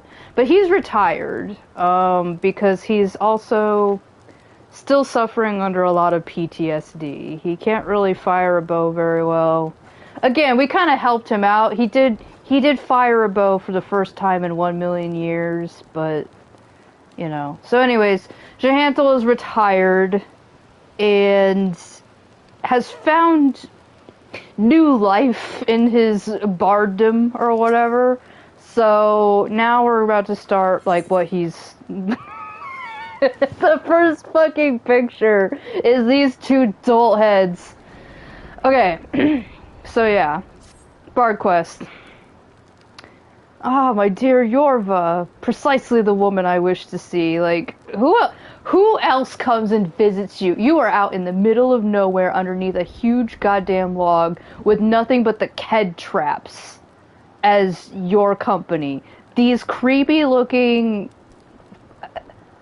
Do they have claws? Anyways, these plants. You're constantly near these plants, Jehantel, and I have beef with you because of it. Because they chased me around here quite a lot, and I hate that. Anyways. Can you live somewhere else? You will know that I've been training with the members of the God's Quiver. Well, the experience has proven most insightful. By taking a keen interest in the development of the younger generation... Gosh, I know what he's about to say, too. I feel that my songs have gained in power, and yours, too. And yours could too, my friend. He's like, you're not very good at singing, are you? And Yorva's like, no, I'm not. If you have a mind to rise to new heights within our art, I invite you to come to Quiver's Hold. There is an individual to whom I would introduce you. So yeah, Jehantel took on some of the younger generation. He's just like, you gotta see my new students. You know what, I think I'm just gonna teleport back. Yeah, I got a free teleport too.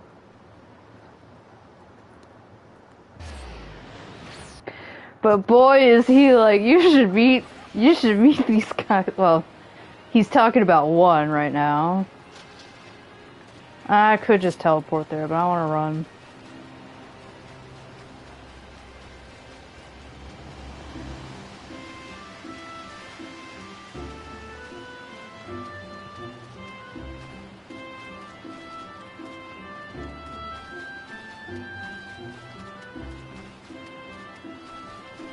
Oh, there he is. There's the bastard. Get him. By the matron, you're Yorva Ovasch. Ovasch. I always stumble over that name. I've heard of all your exploits. I want to believe that most people in Eorzea are like, how do I pronounce this? Allow me to introduce you to Sanson, a captain of the Order of the Twin Adder. He is a skilled lancer and a fervent believer in the power of song. As a matter of fact, he seeks to establish a new unit which incorporates bards. He just wants to take a whole choir with him into battle. 'Tis an honor to finally meet you, Yorva. Jehantel often speaks of you, and highly. And as you have heard, I seek to establish a new unit. 'Tis my belief that bards could give our forces a tactical advantage. To that end, I went to the God's Quiver to request their cooperation. Alas, they were not receptive to my proposal. Probably because I suck at singing, but that's neither here nor there. Many yet remain skeptical of the power of song, and would sooner spend their time bending the bow than plucking the harp. But I was not deterred. I scoured ancient tombs and reached out to the Mughals to find decisive proof of a bard's worth in battle. Like, the Mughals speak to you? Like, right now, they just do? They're very picky. And I'm pleased to say that my efforts have finally yielded fruit. There exists a legendary song that is said to bring a battle to an immediate conclusion. The Ballad of Oblivion, 'tis called. And on the condition that I find it, I shall convince the leaders of the God's Quiver that mine is a worthwhile cause. Speaking of which, the meeting is about to begin. I take my leave of you. He's like, how do they know? He's like, well, he doesn't have a watch on, he's just like, look at the time. We're all getting soaked out here, by the way. He left without giving us the chance to bring up our own business. He's just like, was that his escape plan? Actually, why don't we join Sanson in the meeting? As it pertains to bards, I doubt our presence would be taken amiss. Come, let us go to the seat of the first bow. He's mostly like, we need to get out of this rain, man. Like, Yorva's starting to smell like wet cat. Jehantel said you would be welcome. Or, you would come. But you're also welcome. You may enter. I've been here too many times, I swear. Lewin is the leader of the God's Quiver. The meeting isn't very well. It's only been 30 seconds, Jehantel, and he's like, the meeting's already not doing well. The God's Quiver are disinclined to cooperate. We just walked in and they immediately said no. Once you bear witness to the ballad's power, you will change your mind. I'm certain of it.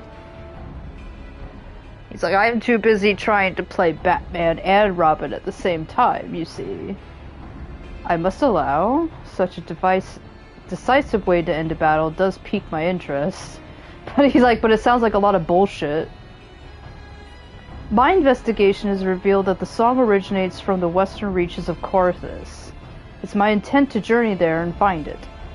As a matter of fact, I have already submitted papers to the God's Quiver requesting a bard to accompany me on this expedition. Rest assured that we have already handpicked one for you. Not that there were many to choose from, mind you. Jehantel has scarcely commenced his lessons, after all. Now, with times as they are, every man of us is precious. Therefore, before we commit one of ours to your cause, I would test your fitness to undertake this expedition. Yeah, the lighting and the lighting from the lanterns is frickin' awful. Can you imagine how much worse it was back in the day before they fixed some of the lighting? What would you have me do? You have to climb this Stairmaster 5000 for at least an hour. Demonstrate your martial prowess. Simple as that. Engaged treants have been plaguing travelers in Twillswood. He's just finding a reason to give his patrol off to somebody else. I would have you and your companion to be deal with them. Lest you worry, we have assigned you someone capable. I shall have him join you presently at Amarisai Spire. He's like looking at a piece of paper like Amarisai. Anyways, that place. It's near to where said treants lurk. Good fortune to you, Captain.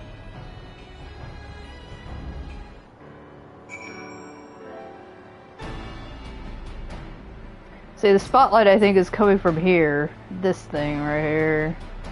And then there's also the way this is positioned. Oh my god, though.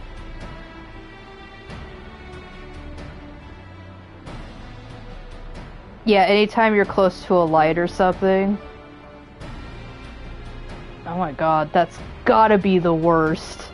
That's gotta be the... This is like when you're trying to take a selfie in the bathroom. This is what you look like. Anyways. With that, we are come to your part in this, Yorva. 'Tis my desire that you accompany Sanson on his expedition. I request this of you because I know no finer bard. Furthermore, I believe that you will gain something from this experience. Oh, I'll gain something, that's for sure. But first, there is the matter of the trial. I find myself dubious as to whether the God's Quiver actually mean to lend Sanson a bard. Pray aid him in dispatching the treants, Yorva. The creatures are fearsome foes. I would be heartened for your assistance. I shall go on ahead to this spire. Pray join me there at your earliest convenience. I'm just gonna call it the spire because I have no desire to try to pronounce that again. So I believe... Oh, this is Hawthorne Hut. I thought it was North Shrine and the treants were there.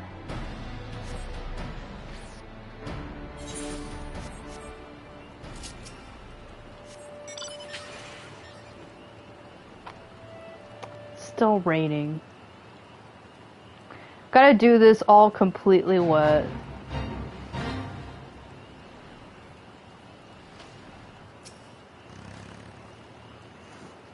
It's even funnier than the hanging light makes Warrior of Light glow like crazy. Oh, wait. Yeah, I should say, do you want a quest line where your presence is barely needed? Welcome. I mean, of course, I'm destroying these, treants. Bolanos. Is that something in Spanish? Or does it just sound Spanish? Bolanos. Actually, no, I take that back. It sounds like a Harry Potter skill. Like, Bolanos. And then, like, I don't know. Everything is turned into baloney. That's what that spell does.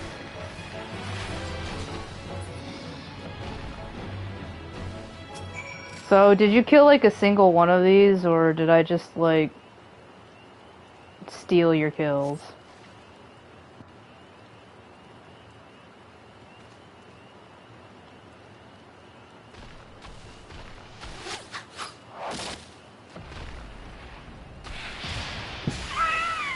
Get Oscar mired.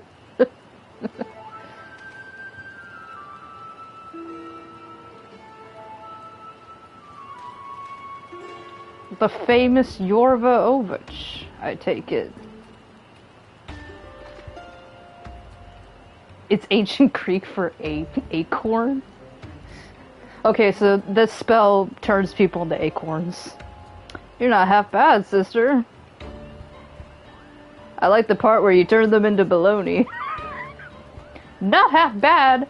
Yorva is a prodigy, I'll have you know. Oh, who's Puknopoki? Puknopoki? That's why I gave her the charm, Kupo. Oh, I forgot. Okay, he was in the original Bard questline. He? Is Pukno male, female? You know, I'm just gonna politely they Moogle.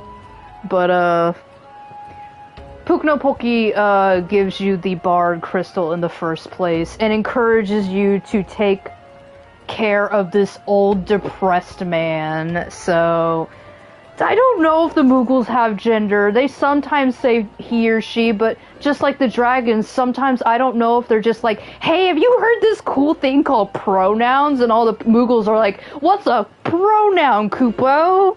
And they're like, dude, you gotta check this out. And then they use pronouns simply because it sounds cool.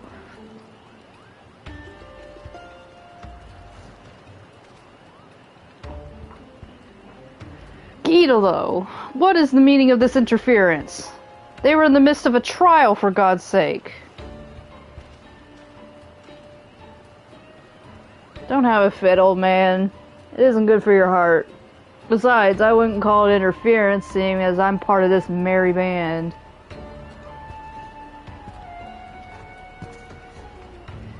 It's true, Kupo. I was present when he received his orders, and I was also present when he said, what a bloody bother! I hope they botched this trial. Alright, well, I did say those words. All night deny it, but, seeing Yorva in action has changed my mind. I'm Gyatelo of the Gold Bulls. What a fucking name. I don't care for fame and fortune, and I wouldn't give two farts about this dirge of death-like doomness you're after. I do, however, have an interest in song. I like to play something called Hey There, Delilah. Impressed? Yorva's like already like, okay, I'm alley-ooping out of this damn quest. But I can't pass over the chance to travel with an exceptional bard like yourself. I bet you know Stairway to Heaven. Yorva's again like, I'm leaving. And I promise you, I won't be poorer for you won't be poorer for my fine company. Well, things have certainly taken an interesting turn. Know that Gyatelo is among my most promising students. I can vouch for his ability. Ability, aye, but not else.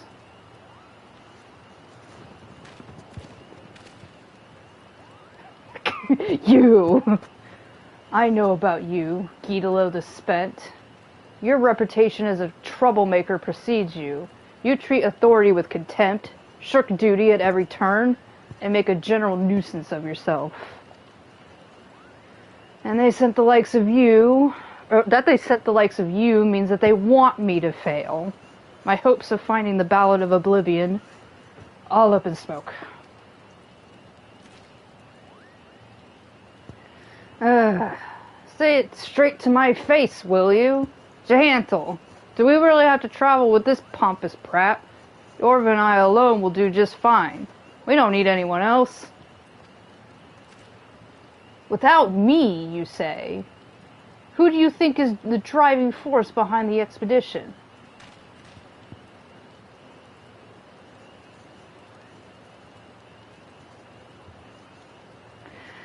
I suppose beggars can't be choosers.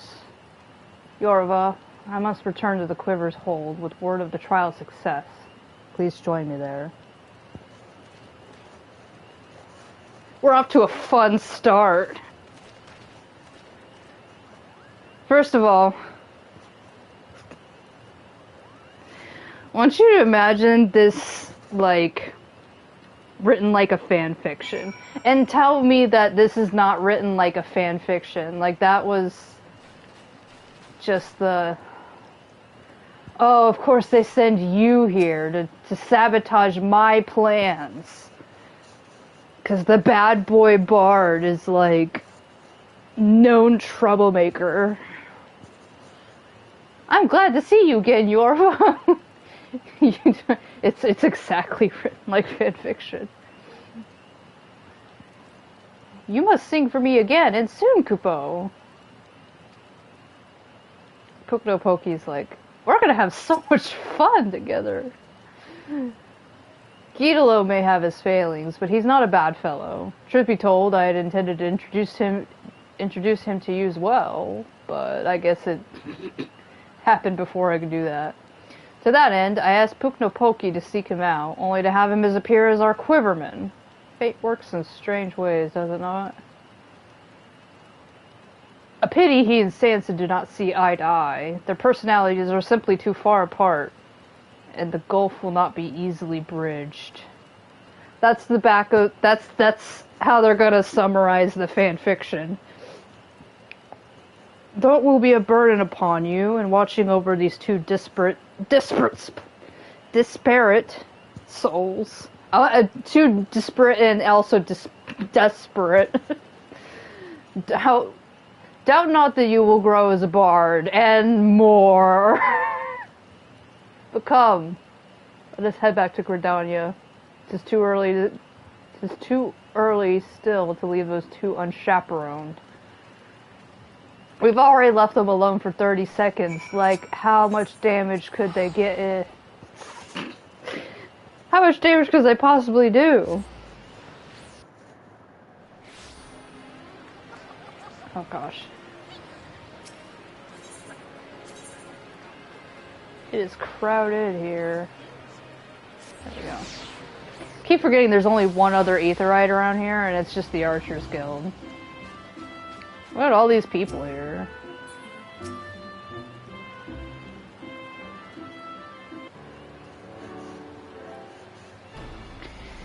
We have done as bade and culled the enraged Treenets. I trust you have no objections to the expedition. None whatsoever, nor do I have a doubt that Gitalo shall be of great help to you. I shall look forward to great tidings in the days to come. No, you don't. He's like gonna go back and he's like, I've completely forgotten about this. Like, he's going home right now to sit on the couch and watch television, and he's gonna forget all about this. Great help indeed. At any rate, it's now official. We may proceed with the expedition. Let us depart for the Holy See at once. And remember, we have a golden chance to raise the standard of bards within our nation. Let us succeed in our mission and find the Ballad of Oblivion.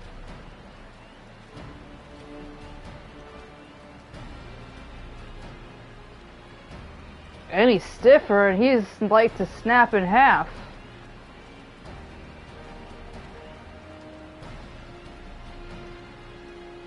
It'll be a grueling journey. Little does no Pokey know. It is going to be a grueling journey. But it has nothing to do with where we're going. But so long as you work together, you're bound to succeed, Kupo. So it is to Ishgard then. Safe travels, my friend. I am still retired and I will not be going there. I shall await your return, all the while looking forward to hearing such songs as you are born of your experience. So, Jahantel puts these two into our lap and then says, okay, bye. I'm going back to my log. So everything here from now on is just you and these two guys. Also, they had, a costume change. So, I guess it's because it's cold here, but they're no longer wearing their Gridania clothes anymore. Ah, snow and ice everywhere you look. and it hurts like a bastard to breathe. For all this open sky, it feels gloomier than the closest of the 12s would. You could always go home, you know.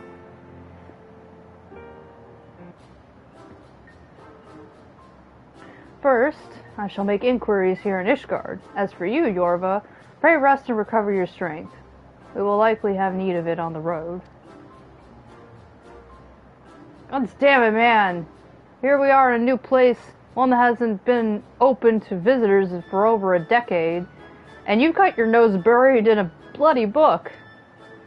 Like, dude, nobody gets a visa into here. Take a moment to get a feel for the city, I say. And to that end, I'm off to a tavern to get a feel for the locals, the young and female sort. Because I'm very straight.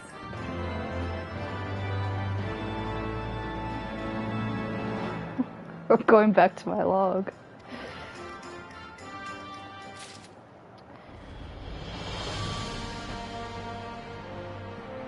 So, we're already level 52, so I'm just gonna go on, because, you know, we got time. Ah! Gitalo is the worst, or is worse than useless. Instead of helping with our inquiries, he spends all his time drinking and wrenching. And now his indiscretion is about to get to him, and us, into trouble. The gods see fit to bless him with a gift for song, but what does he do but use it to satisfy his base urges? Pray forgive me my outburst. 'Tis toward Gitalo and not you that I should be giving vent to my annoyances. Allow me to explain the situation. Apparently, a maiden told Gitalo that her sweetheart is fairer of voice than he. That was enough to throw him into a fit of jealousy, and he rushed out of the city seeking to settle matters with this sweetheart, who happens to be a knight. I'm sure you can appreciate how swiftly this could descend to disaster. We must stop Gitalo before he does something stupid and gets us banished from Ishgard. Yorva's like, I think that's really unlikely. You guys will get banished, but I'm like on dinner date status with Sir Aymeric, so good luck. Please come with me to Falcon's Nest and talk some sense into the fool. Can you imagine, like, if they get kicked out of Ishgard and that just ends the Bard quest line? We have to write, like, a letter to Aymeric, like, Dear Aymeric, I had to look after these two idiots. Can you please release them from jail or something? Like, they're really looking for this fake made-up song.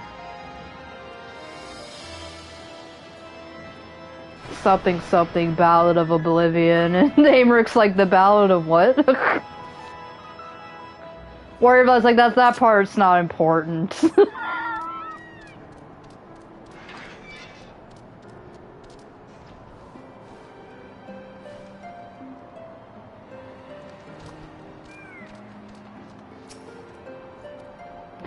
The knight in question is currently on patrol. Upon learning of this, Gitalo continued north into the wilderness to find him.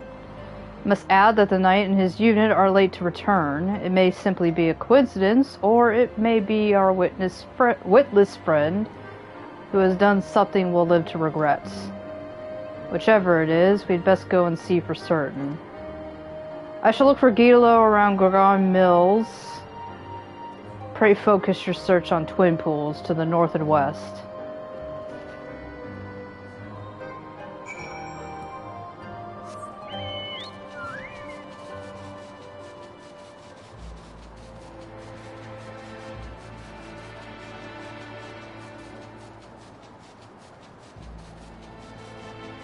I think I New Game Plus this once way back when, but I'm like, oh boy, has it been a while since I've seen these two.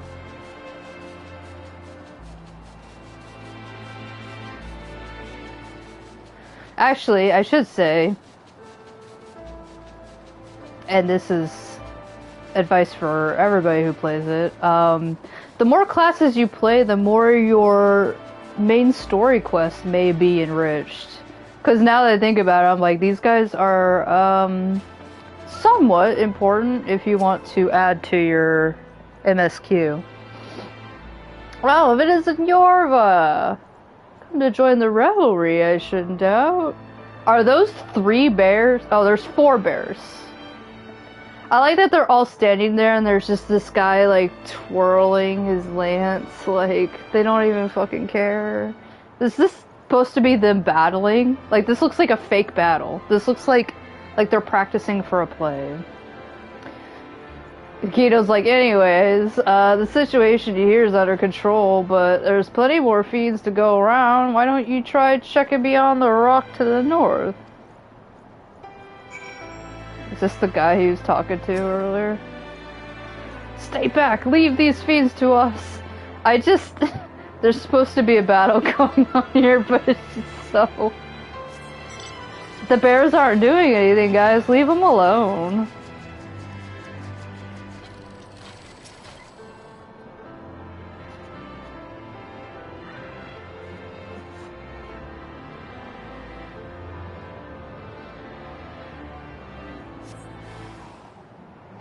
Oh, I get yaks.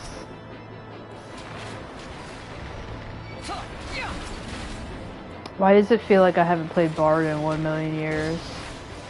So, fun fact, Bard was always my 2nd class when I was on Zuyaya. Back in the day, it was actually imperative that you play Bard if you played Black Mage.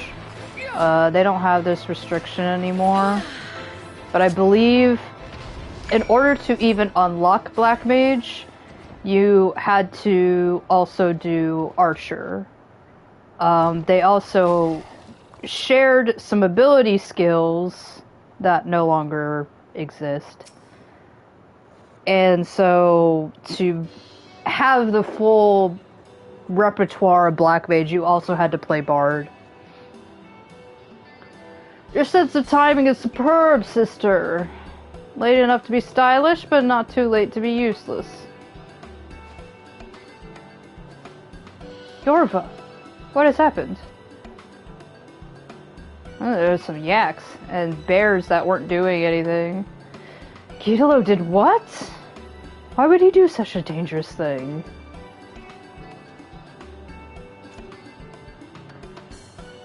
Sir Alam...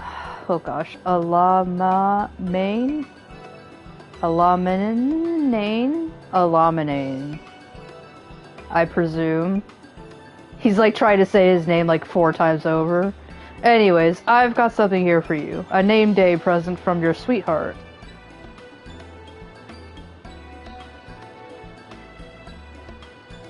Also, we made out at the bar. From Abby? There's a message attached to it. It says, well and good for you to do your duty, but you mustn't forget who you're fighting for. After all, you're about to have an extra mouth to feed. My Abby is a child? Oh, Helode be praised! I'm to be a father! Cool! He's just like, neat! From this moment on, I must live not only for duty, but for my family. Rushing out of the city, joining the battle against fiends, it was all for the sake of delivering the present and a message?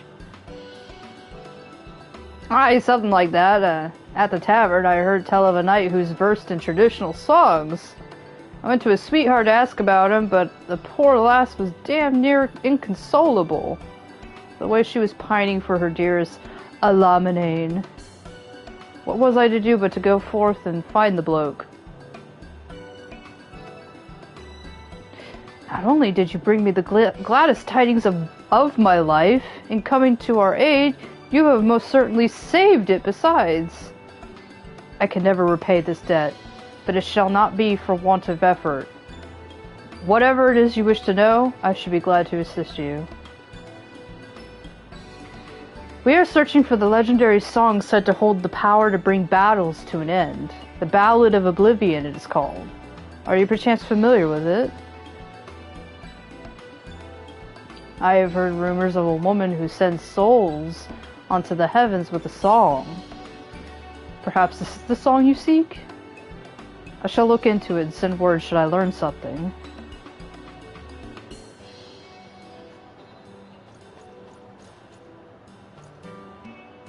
He's like, are you two done being winded on the ground? We gotta go. They all just like shut up. Gidolo, just because this ended well doesn't mean you're excused. You can't simply do whatever you please. Whatever I please. I was adapting to the situation. That happens to be sought after in a bard. We kind of improvised a lot. An opportunity presented itself and I grabbed it with both hands.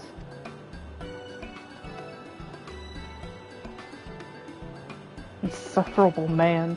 Brazen though it was, his actions did save lives, so I shall overlook his lapse in judgment this once. Let us return to Falcon's Nest.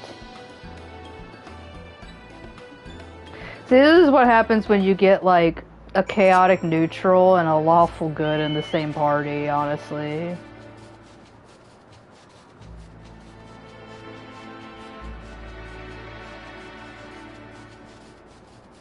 And it's like, come on, Sanson, like... He was just jealous because he thought Gidolo was off, like, you know, making out with people in the bars.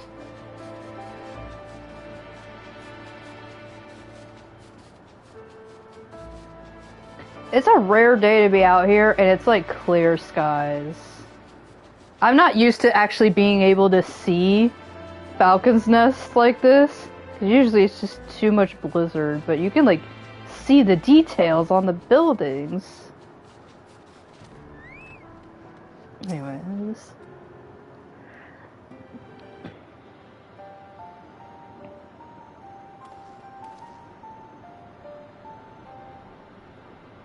Lest you forget, we are a fellowship. God, he's just... Guido's over there, like, just minding his own business, and he's like, and one more thing! Members of a fellowship work together. Do we have an understanding? Fight not the flow of life's rivers, for you'll never arrive at the shoals. Give your body and soul to the waters, and Sanson the Stiff has no soul. I'd try to sing that, but I can't be a bard. Stop that! Stop making songs about me! I am trying to have a serious conversation.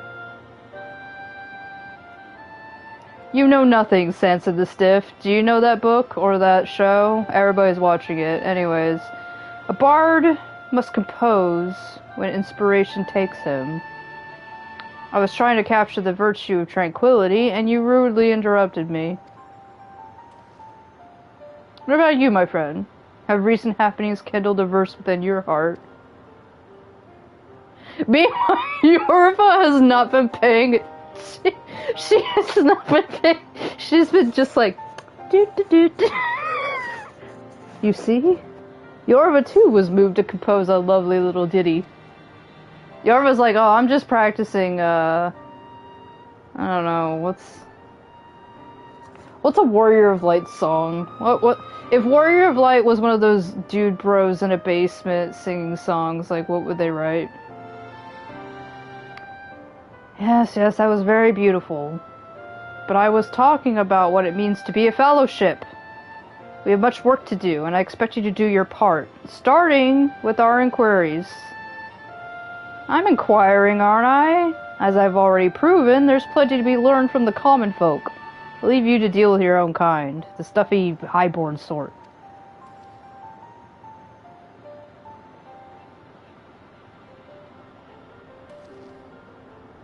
We haven't yet heard from Sir Alaminane.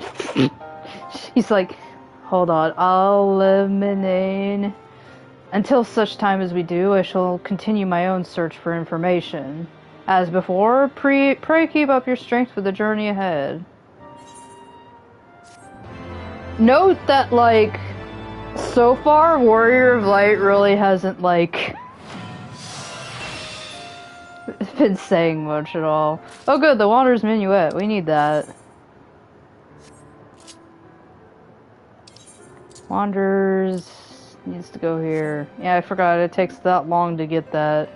Typically, you have 3 bard songs, and it was rough, I should say, having to only use Mage's Ballad and Army's Paean for a while there. Alright, well, we've reached the level cap. Next bit of story won't be until level 54. And let's see, what is... You know how when I was a samurai and I kept looking at this because I was like wondering what the heck they would keep from me? Well, I think with any class that was introduced in Stormblood onwards, they thought this was a stupid idea and they stopped doing it, which I'm glad for. Unfortunately, if you have a Realm Reborn job, which is any of the jobs you can start out with in this game, as you can see, I was level 52 and they locked Wanderer's Minuet behind the storyline. So not doing the storyline is extremely detrimental to your DPS rotation. So it looks like I'll be getting Imperial Arrow and Iron Jaws. Since I still got time, and you know what? Maybe I should do a little alliance raid. Alright, so I'm gonna use this for experience points, but I'll go into some lore about the bard job, especially during its time in Heavensward. Hashi is probably going to know right away what I mean by this. Bard turned into a casting job, technically, in Heavensward. There was a time where... I can't remember the move.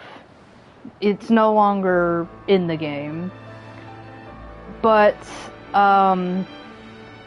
it would mean that every time you did, like, heavy shot, straight shot... I'm not sure Venomous Bite and Wind Bite, because they were dots and they always have been. But I do remember heavy shot and straight shot, you had to sit and cast. So, not truly like when you cast spells, like when you're a black mage in this game, but it meant that you had to sit and plant your feet and pull back your bow and then it would be released with the move. This was notoriously not a great decision for ranged classes. Personally, I had a ball with it. Sometimes I miss it. I'm like, I wish we could just do some sort of legacy mode where you can't take it into anything like a dungeon or anything, but just for funsies in like a special room or whatever, I just want original Heavensward bard back. That being said, I believe it made the class nearly fucking unplayable for certain people, so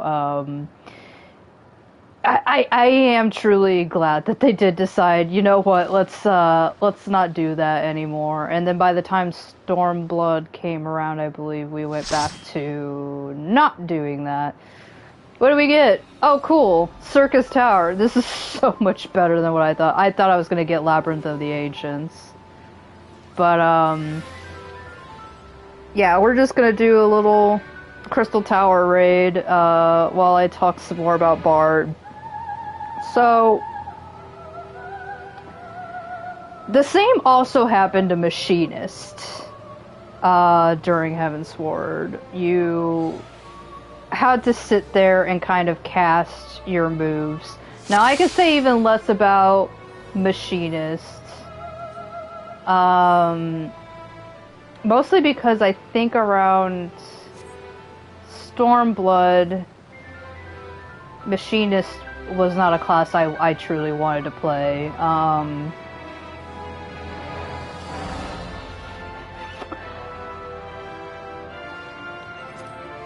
Gotta lower the volume a little bit. The trumpets. So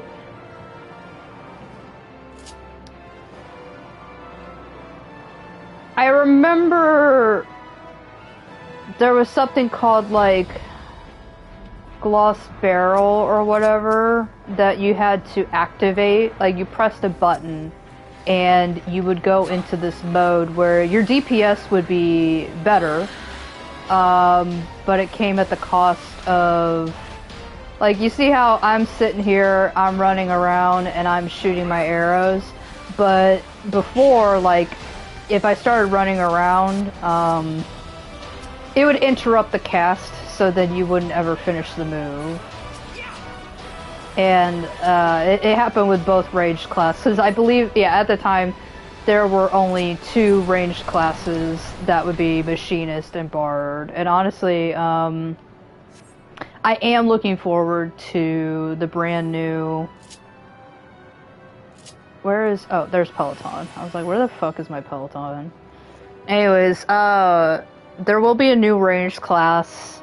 We have not gotten a new ranged class since Shadowbringers, when they released Dancer. But we will be getting a 4th one finally, because as you can see on the list here, we're getting... Blue Mage is not a job, and neither is Beastmaster, okay? So, but we're getting a little unbalanced with how many ranged classes, or magical ranged classes are. And I swear to God, they could not release a new melee class for like 3 expansions and we'd still be fine. But I think they have a very hard time balancing healers and tanks, so very happy to see that we'll be doing another tank in the next expansion. But anyways, I'm still getting off of Bard. So Bard was always my 2nd class, as I mentioned before, and I love this class. If I ever had to put Black Mage down for good, I would choose this class next. Also, this class is very friendly if you're just starting the game. Gives you plenty of movement, and honestly is not very penalizing, like other classes are. There was a time where you had to keep your dots up forever. And look at that, I already leveled up. I'm like halfway through to see if I can get... This is why I did trials, because I'm like, maybe I could eke out that level 54 quest. All while distracting you with my Tales of Bard. So, when you do a song, like Armies Pay On, back in the day, if you could see this, let me see if I can get my cursor on her. So we got this bar right here, it's got a unicorn on it, and then the rest is like, oh gosh, music majors, what's the thing called that you put the notes on? The little flag? Is that what it's called? A flag thing? I went into art school, I didn't go to musics. Actually, did we have a music department at SCAD? I can't remember. But anyways, staff. So, my staff here, I'm currently playing Mage's Ballad. It ticks like that just because. It's just a random tick that will happen. The game will register like a high roll, as you can call it, and when that critically hits, the effect, I should say, that the song does will be activated. So in this case, my powerful move, Bloodleather, will the cooldown time, you can see there's like a ticking clock around it. Mage's Ballad makes that surge forward, so you have less time to wait on it. It used to be in the past that you had to use Wind Bite and Venomous Bite. Both of these are what they call dots, which are just poisons. If you're used to other games, they're poisons. And it was very important to keep those dots applied at all times. Not only because it does extra damage for you on the boss, but also because your song gauge would not go. It would not function if you did not have these up. Eventually, they decided that was a bad idea because there was always this weirdness. Right now, I'm doing it in a really good piece of content because there's usually just one boss. But when you're in dungeons, sometimes you can pull multiple enemies at once. There was never a AoE dot move, like an AoE poison, that ever happened. So it always felt weird that you had to like single target some random mob, and holy shit, did you pray that it wasn't the first mob to like die in the group? Because you have no control over what other players are targeting too. So you had to like make a guess of like what enemy was going to survive the longest and apply some dots to it. That way your song gauge would go. Otherwise, if you were unlucky and guessed wrong and it was the very first thing that everybody attacked and took down, your song gauge would come to a screeching halt because you had the enemy that had the dots applied die. And that was why it was like in mob pulls, it felt frustrating to use the song gauge because, again, you had to individually target every enemy. And you need to be fast with these things and to wait every time for they yell, "Get down there, let us kill you." Yeah, he was taking his sweet time. But, so now we no longer have to worry about that. I think they changed the way poisons and dots worked in Shadowbringers. But we had to deal with it for a pretty long time, because I think I still remember...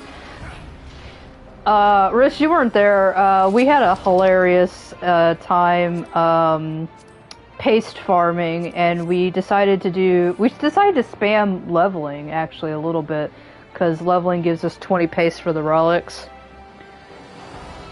We got Malika's Well the first time, and we were like, oh my god, it's been a while. But I think I remember doing Malika's Well where the way like multiple enemies are pulled in that dungeon. There's some very harrowing pulls in that dungeon, as I recall. But there's just a lot of enemies that you pull all at once. And I think I still remember like panic pressing buttons on Bard trying to keep my song gauge up. Because here's what I would do. If the enemy that I put my dots on just suddenly died, I'd just select a new victim. And,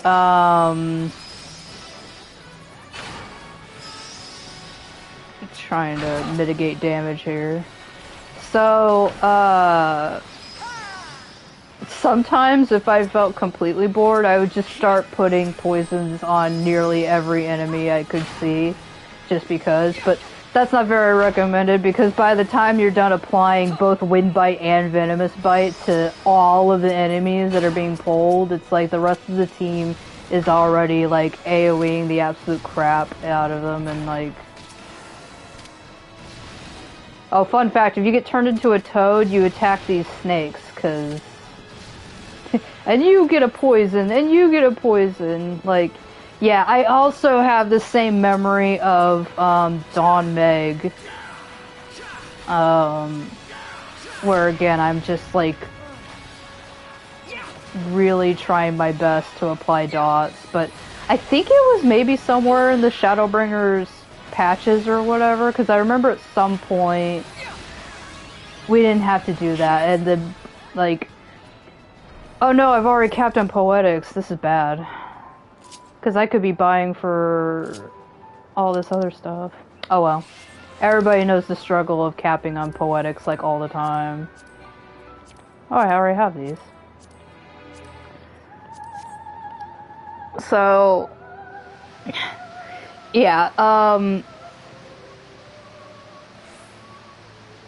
having to put dots on everything to make your song gauge go, at first it didn't sound like a big deal, but when you had been playing that class for a very long time, you were starting to feel like very fatigued about that system, and finally they let it go, and I was like, oh gosh, like this feels so much better. Even to this day, because I had to do it for so long, I still feel like if I don't have my dots up, my song gauge is somehow like not going, even though that's not true.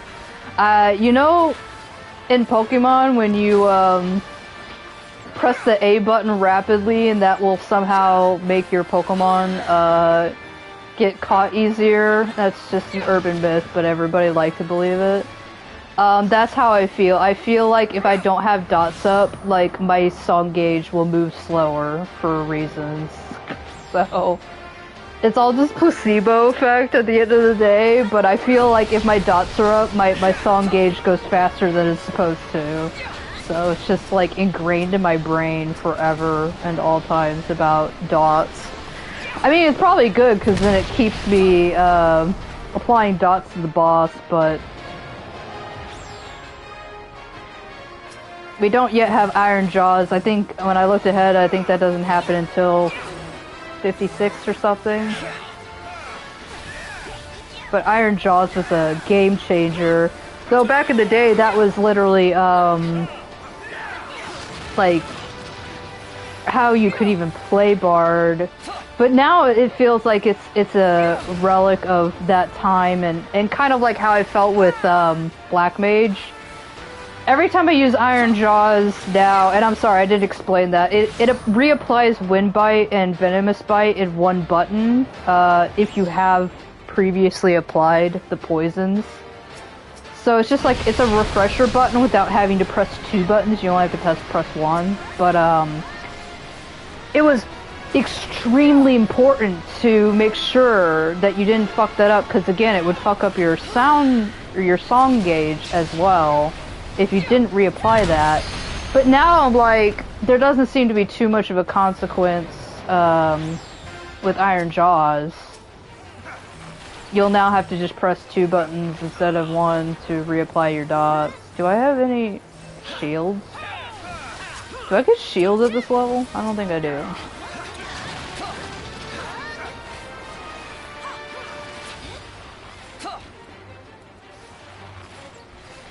But yeah, Iron Jaws kind of feels like a relic from a time when they had different mechanics with this class. Still useful to some degree. I like this red mage with the Polaroid.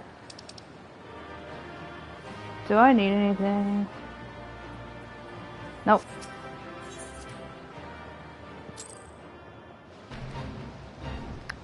Dang. Still need like half a level.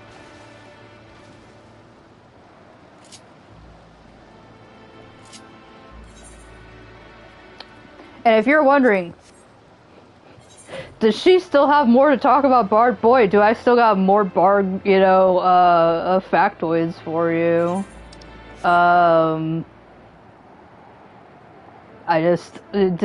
Do people want more Snapple Bard facts? Because Jesus. I spent the entire Crystal Tower just mostly talking about ranged. There's Guild Hest, but I don't think that's going to give me much. Let's try Trials. I'll go by fast.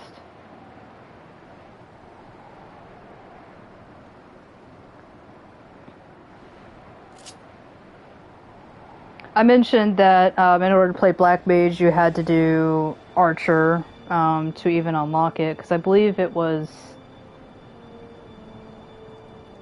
I can't remember how the other classes went, because in my Realm Reborn days, I really only played Black Mage, and then I played Scholar, and I barely played White Mage. I mostly unlocked White Mage because, again, you were needing it to get Swift Cast.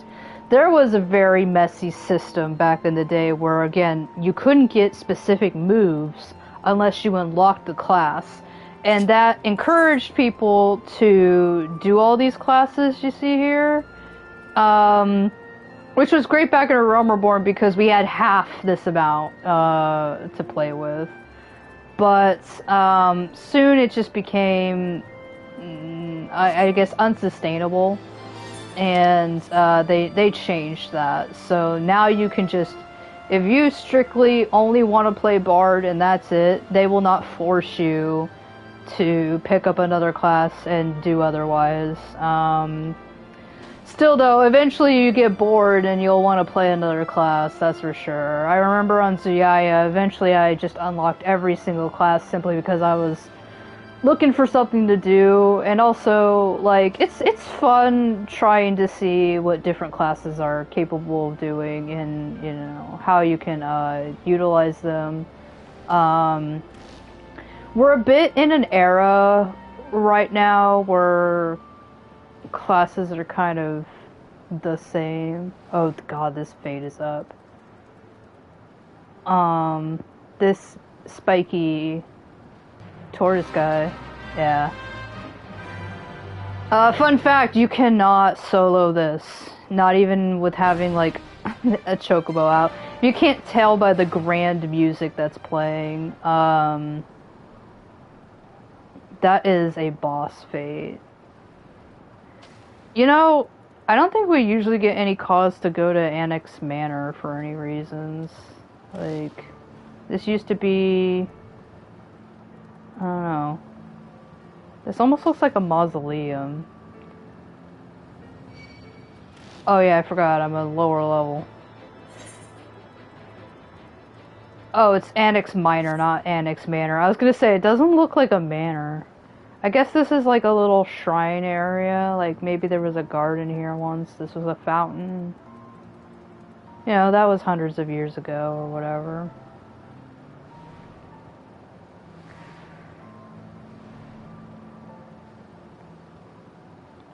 Let's see, another fun fact about Bard. Raging Strikes. That was the reason I had to play it with, or to get something for Black Mage. Raging Strikes used to be a cross move that you could also apply to Black Mage. Simply, it's a button that says, DPS go burr. It makes you more powerful. As of now, it increases damage dealt by 15%. I think it used to be a lot more than that. Maybe 20 or 25 back in the day. But, they've nerfed it over time, and now Black Mage doesn't even use it anymore. And there used to be, before the tank changes, an opposite to Raging Strikes. It was called Quelling Strikes. And that was something you could also apply to Black Mage, and that was very much needed. In earlier days, especially during Heavensward, tanks had a harder time having aggro. And it had everything to do with the system, not really anything to do with the class, but to gain aggro on enemies, I remember it was a lot more difficult than it is in the current era. It was also one of the reasons why I wouldn't even play tank, because if you didn't know, all of the bells and whistles of how to gain aggro, more than just attacking things, you had to place down specific moves that would solidify you as first on the aggro list.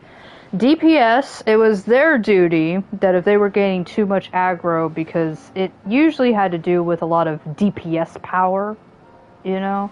The harder you hit something, the more it's going to notice you. Well, this would sometimes cause problems because you were in dungeons with a tank that was kind of newish, and you were out there with very strong weapons and strong armor. You could out aggro the tank pretty easily, especially if you were a Black Mage, because Black Mages hit very, very, very hard. And so Quelling Strikes was a button you could press to decrease aggro on the list there. So.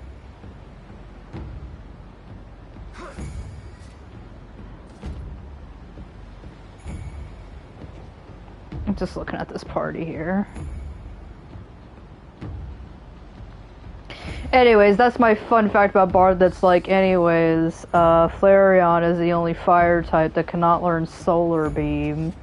Like, we're getting down to the bare bones of it. Like, Quelling Strikes is the last interesting bit before I start getting into, like, super boring crap. I don't know, maybe Quelling Strikes is already pretty boring.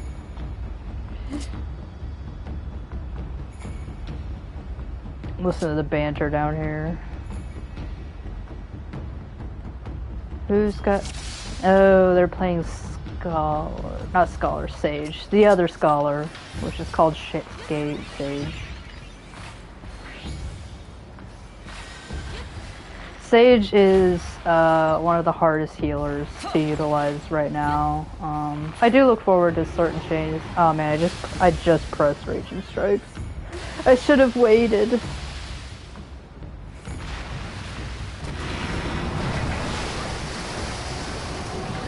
Can't remember. I have to attack the tail, right? I attack the tail.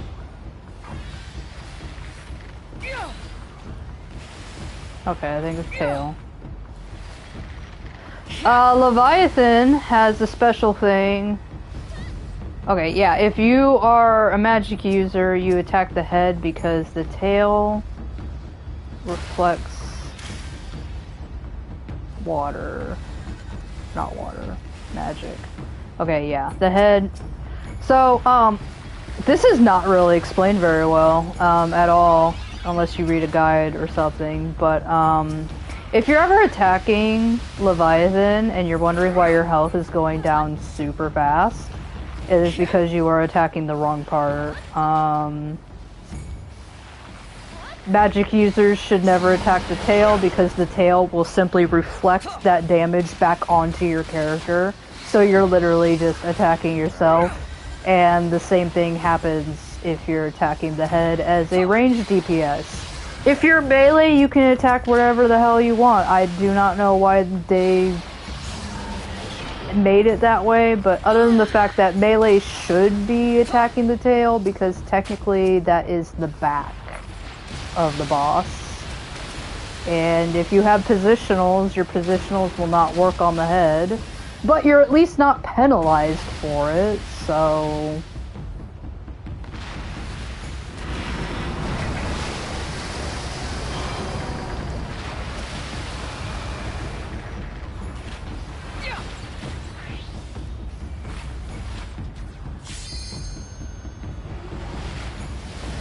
Okay, do we hit the elemental gauge now, or...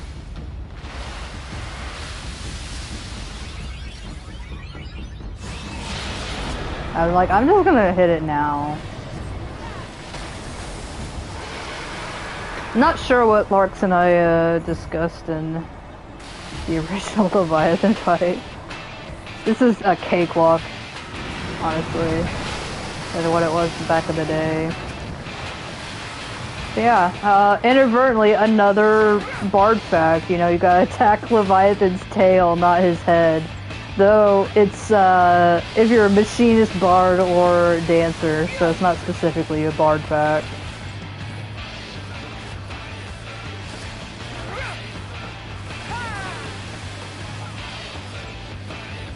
But, I even remember back in the day, like, before I even understood, I would constantly, like, forget, like, which thing I was supposed to be attacking, and all of a sudden my health would be at 10% and I have no idea why. I still to this day still sometimes see new people attack the wrong thing and then I watch them die, because you can just kill yourself by attacking the wrong thing, head or tail or whatever.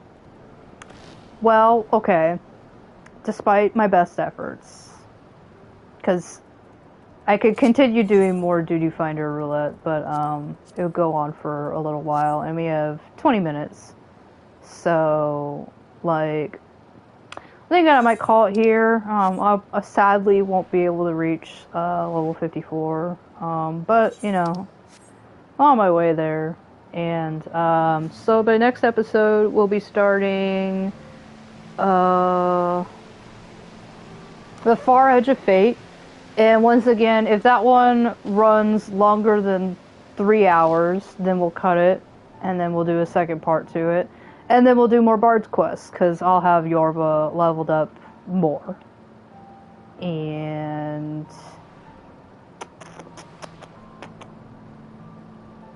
yeah, I think the Bard's Quest will probably be our filler for the time being. In fact, I might just make a whole episode of finishing it up, simply because we'll have to continue this into Stormblood as well. So yeah, get excited. We're one patch away from Stormblood, and then from then on out, we'll be moving out of this era into the next. So everybody have a good night, and I will see you 2 days from now. Bye-bye.